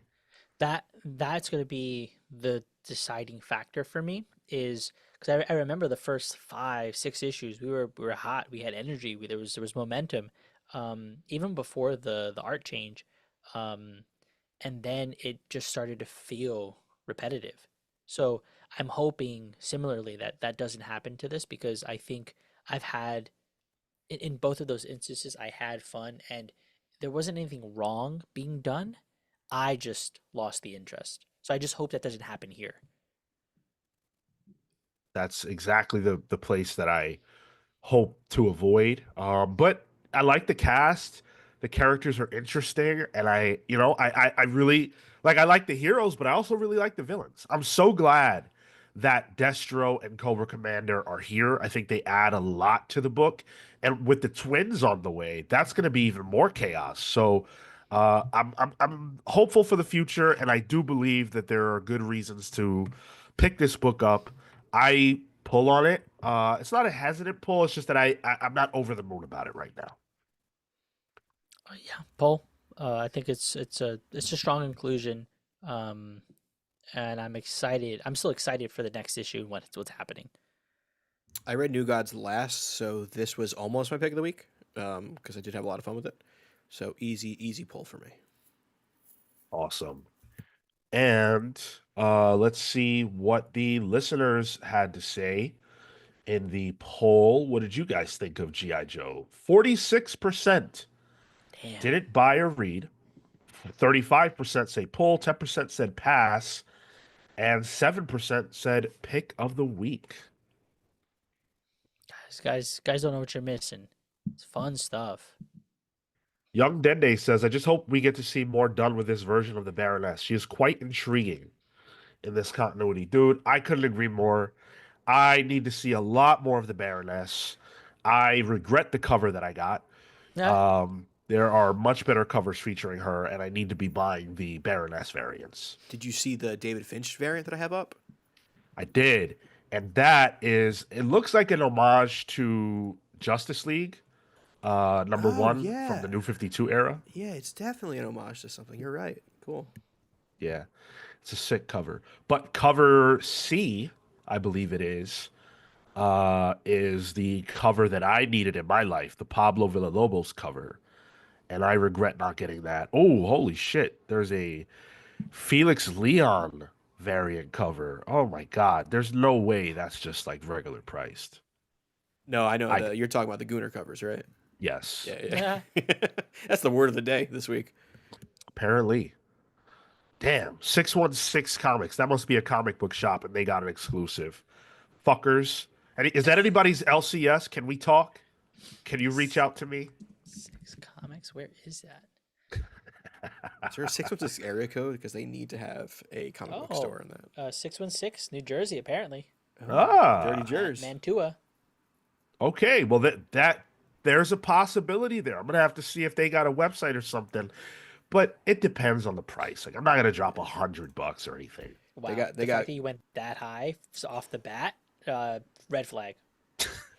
Sean, they got a Gunnar Zatanna cover coming up for Zatanna #1 where she's all tatted up. Oh, beautiful. Wait, where's that? It's on the 616 Comics website. I was checking out their website. Oh, okay. It depends. I Beautiful. wonder how far this is. I always like driving to new comic shops. Just out of curiosity. Some cool stuff there. I haven't been to a new comic book shop in a long time. Might be time. Might be. What it is time for though is Sean's stack.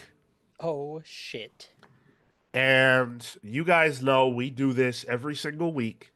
I buy a lot of comics, and the gimmick is you guys are going to guess how many books I bought this week, and whoever is the closest without going over wins either the code to one of the Marvel books that I did purchase or a no prize.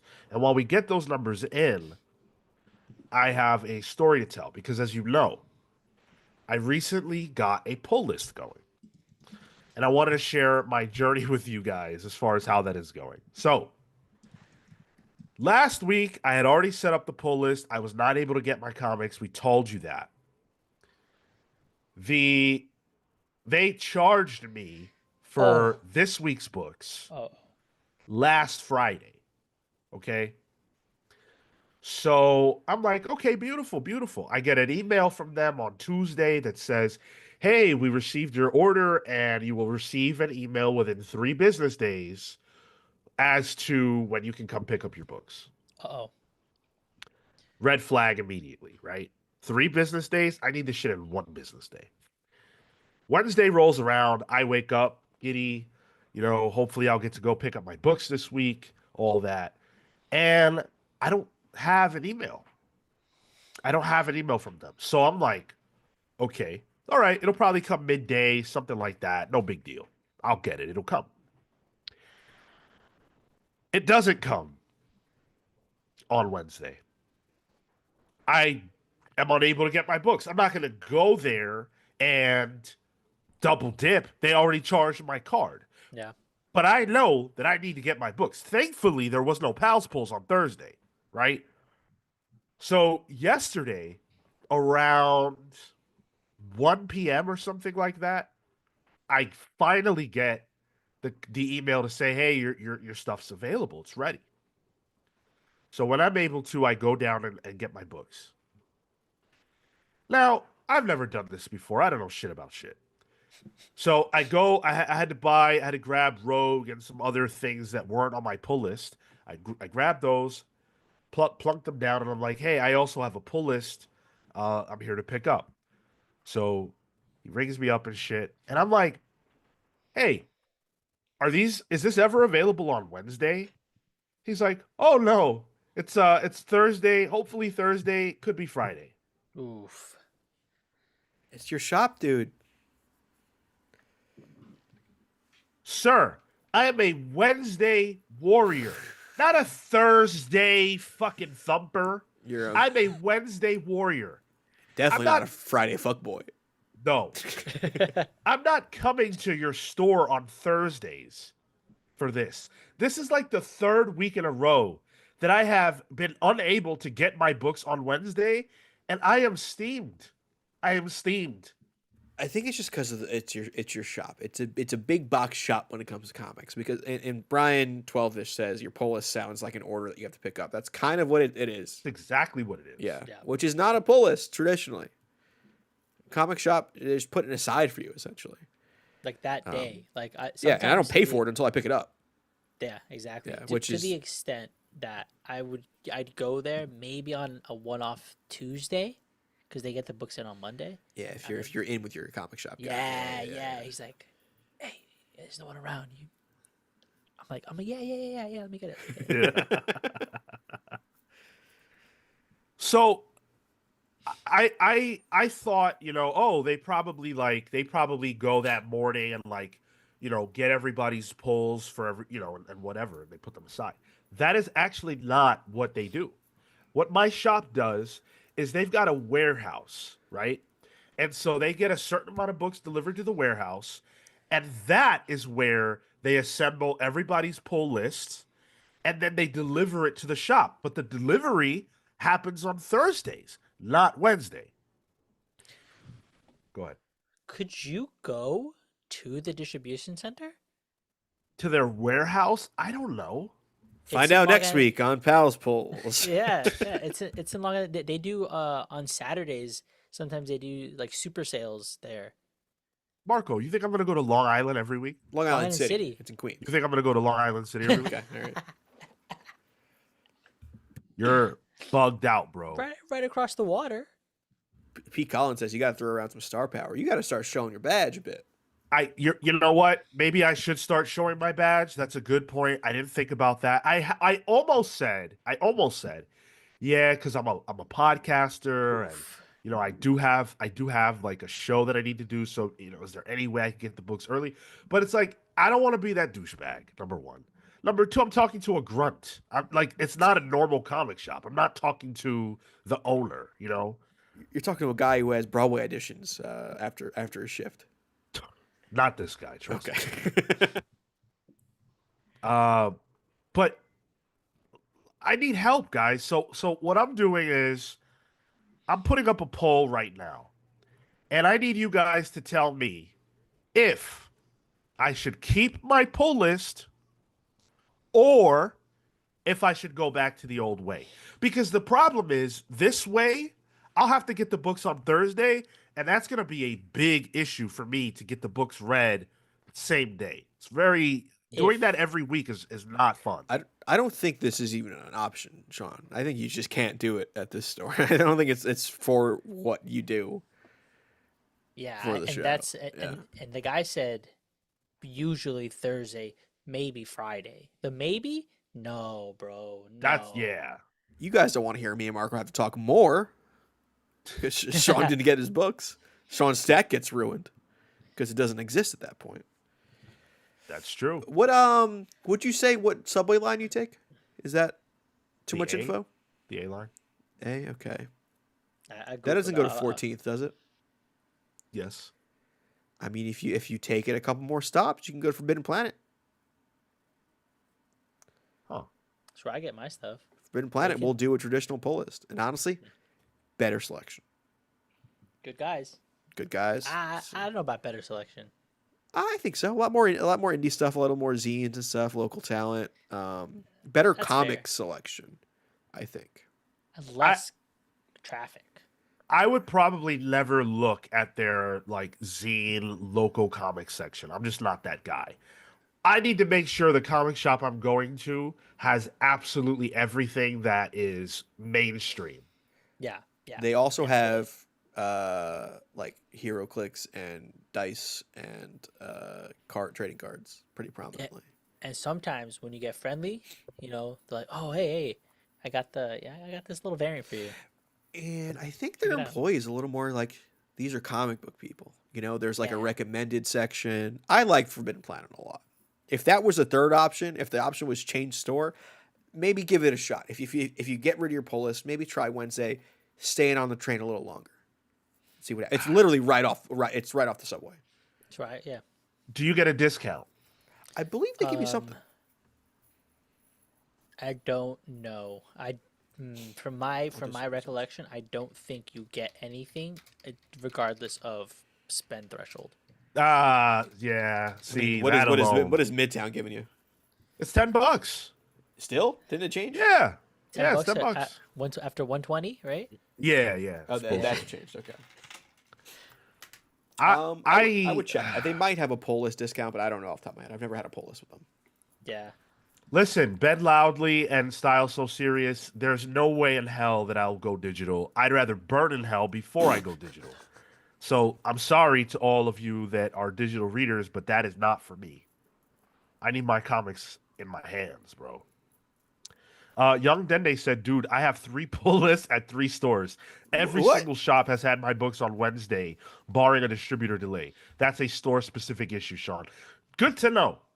Good to know that what I am experiencing is uncommon because I thought that I thought like you guys, like, oh, I'll be able to go Wednesday, like it'll be there, be set. I didn't realize there's gonna be all these fucking shenanigans and clauses and shit. No. Shenanigans.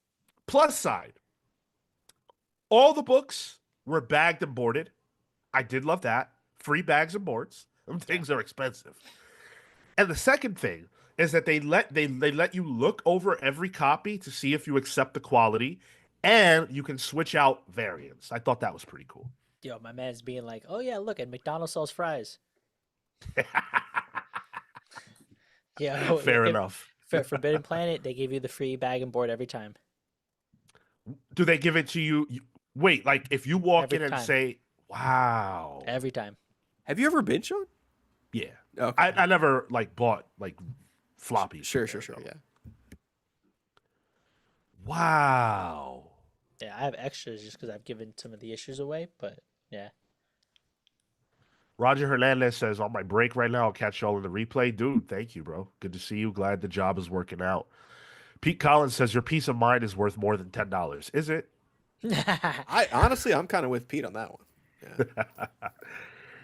Mr. Funiverse says, Sean, just wait a little while until the comics become graphic novels. Then you can get them anywhere. Fuck that. You wouldn't I have will the not- show I will then. never.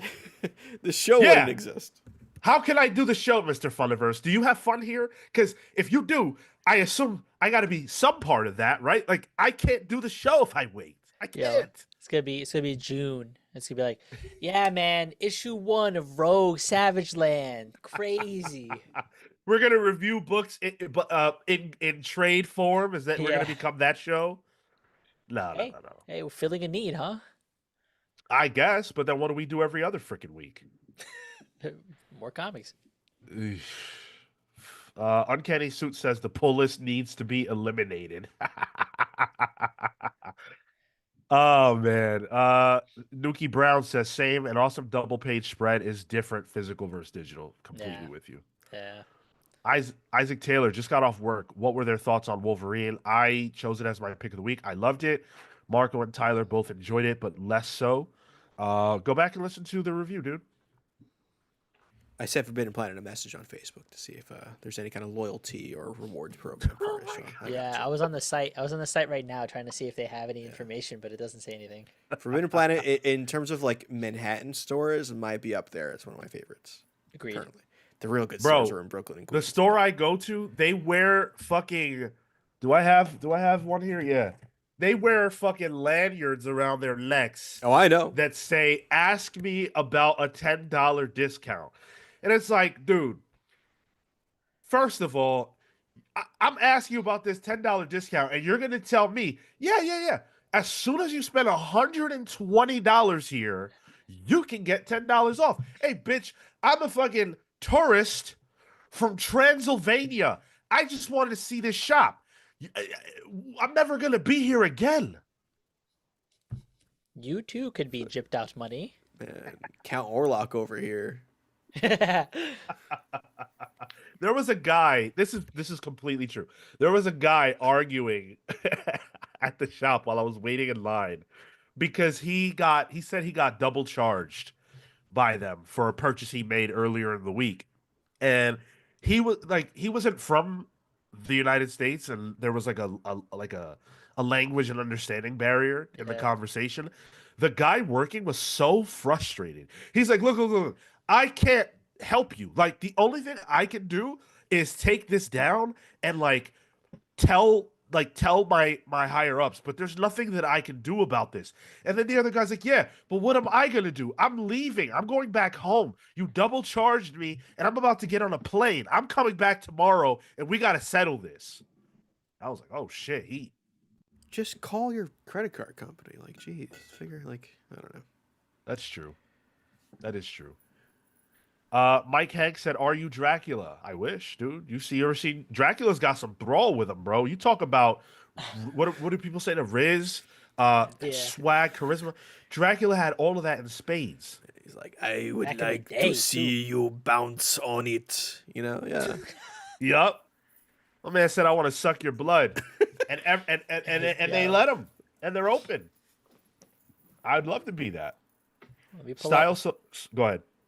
No, that's it. Let me pull up. He says. Yeah. Style So Serious says, Sean, both can exist, digital and floppies. I will say it again. I've said this 1,000 times. I agree.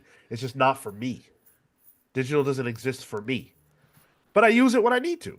But I'm happy that it exists for everybody who loves it. It's great. All right. Let's see the numbers. Wait, hold on. What? Young Nende said $10 discount? Dude, I get like 15% off new books and a 3.5% discount for paying cash. Well, that's amazing. But cash, what the fuck does your pull list cost? I'm not trying to walk around with that much cash. Well, we don't know Yeah. what Young Dende does for work. He might be it might be one of those cash jobs, you know. True.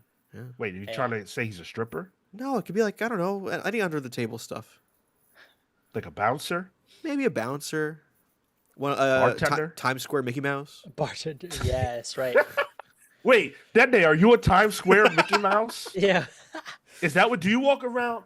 Do you walk around with Are you at the with fanny one of pack? the fucking fanny packs? Oh my Are god. you one of those bros? You Yo, walk I didn't around realize like you got this? the Mega Man shirt on too. Hell yeah, Word. bro, Yo, I Mega love Man that. shirt with the fanny pack is devious. Diabolical.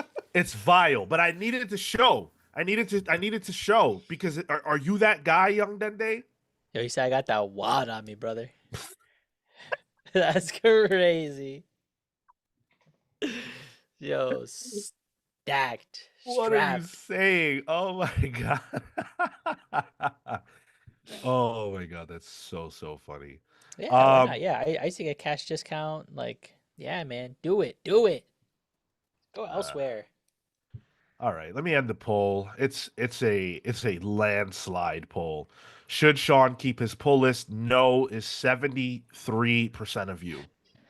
Damn, they know they're taking care of you, Sean. At the end of the day, they're taking care of you. Well, they want the show to exist. That too. Yeah. Nobody wants just me and you talking comics, Sean Marco. I'll be looking at the art all the time. Be looking at, hey, look, Rogue look hot, huh?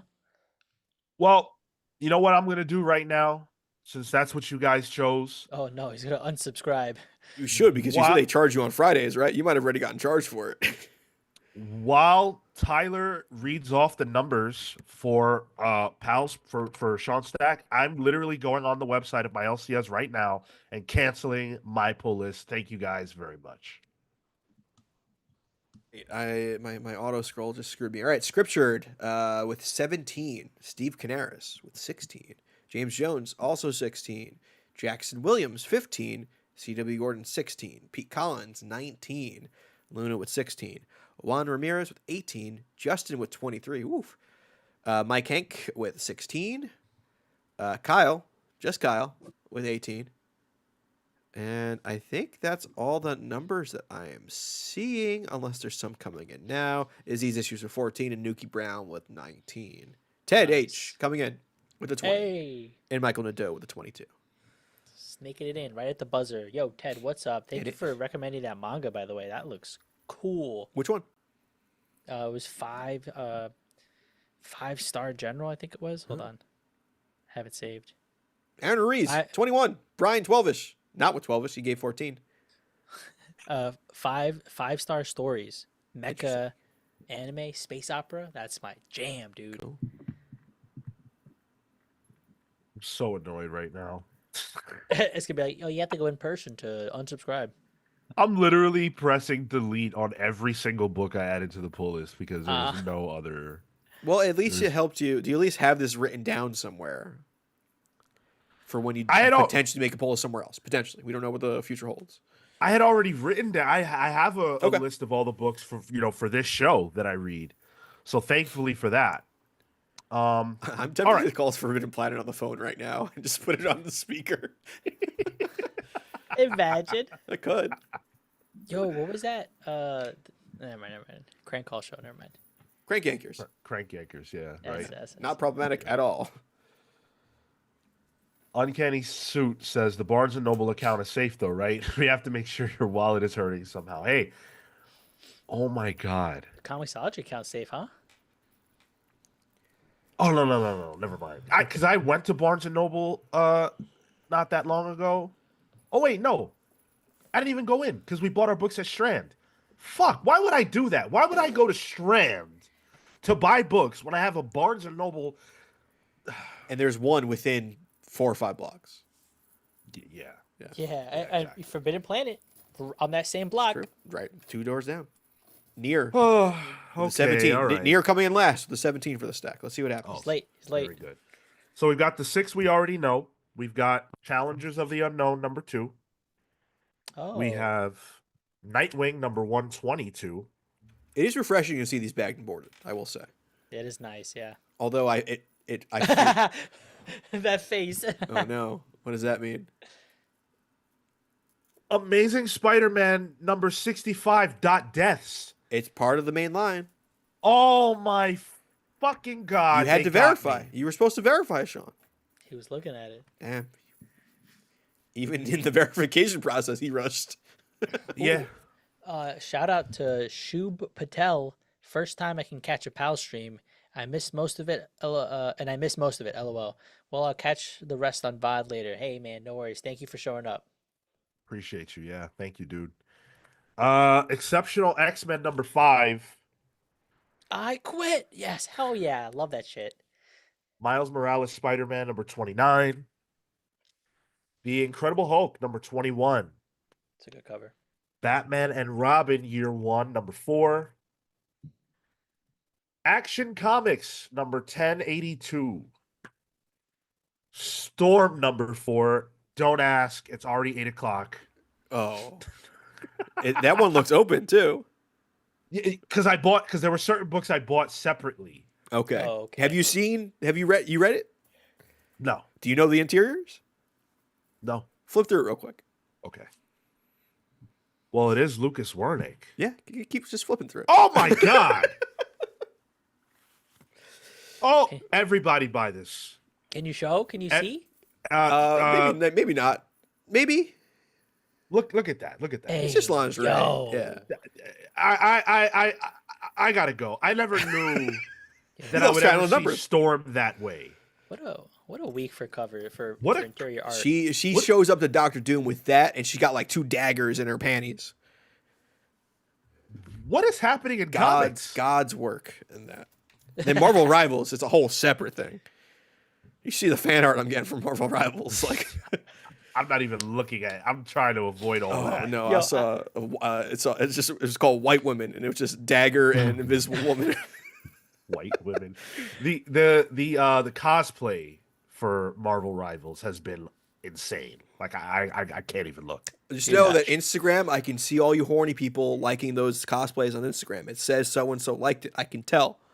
You could probably tell I liked it too. So There you go. And the last book is You Won't Feel a Thing. Oh, Now, I'm going to admit something right now.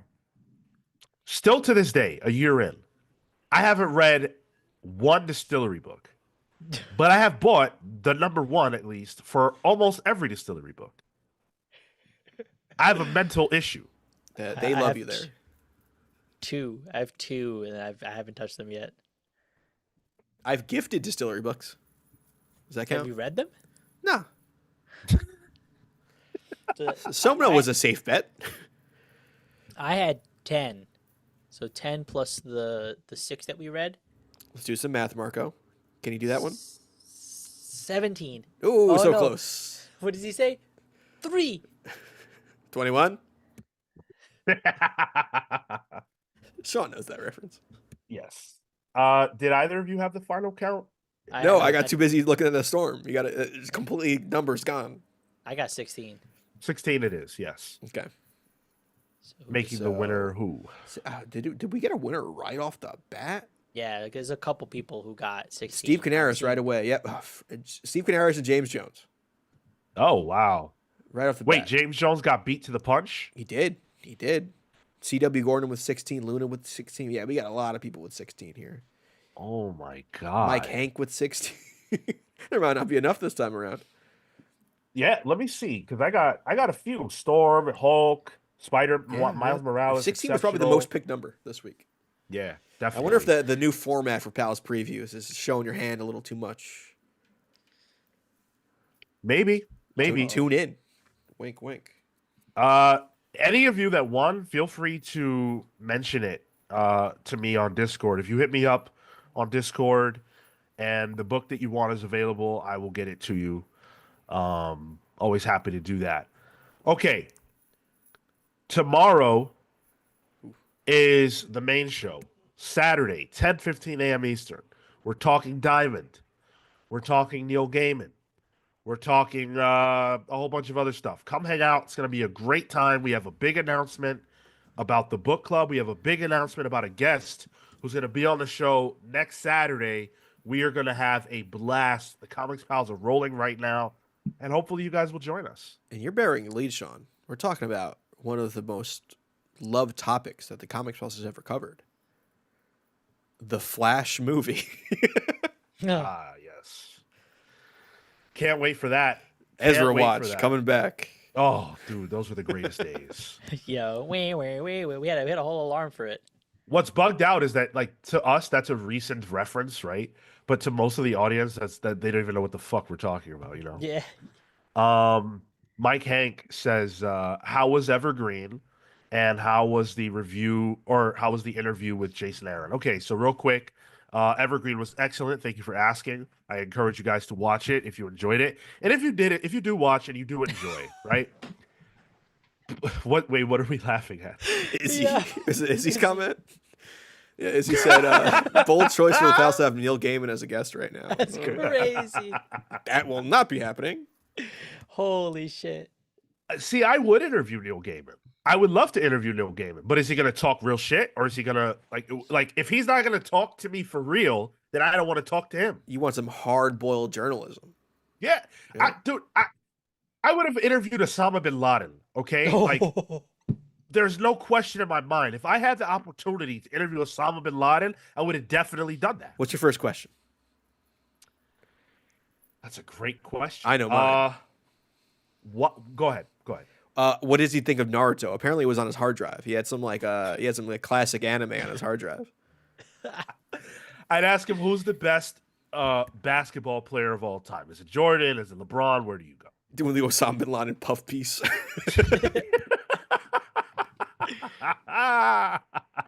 Yes. C.W. Gordon said, "Hi Neil, take a seat." That's exactly.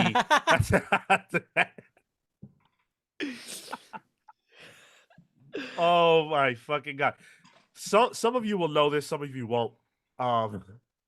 A few years ago, I'm a big fan of To Catch a Predator. A few years ago, my girlfriend for my birthday got me a what's that shit called? A Cameo. Yeah. She got me a cameo of Chris Hansen from To Catch a Predator talking to me as if I was one of those guys. That's fucked. You didn't frame it that way when you told me. But like, no. Like he wasn't like talking to me like that. But like the framing of it was like, have a seat. I see here that you really like the show. You know, like that type of thing.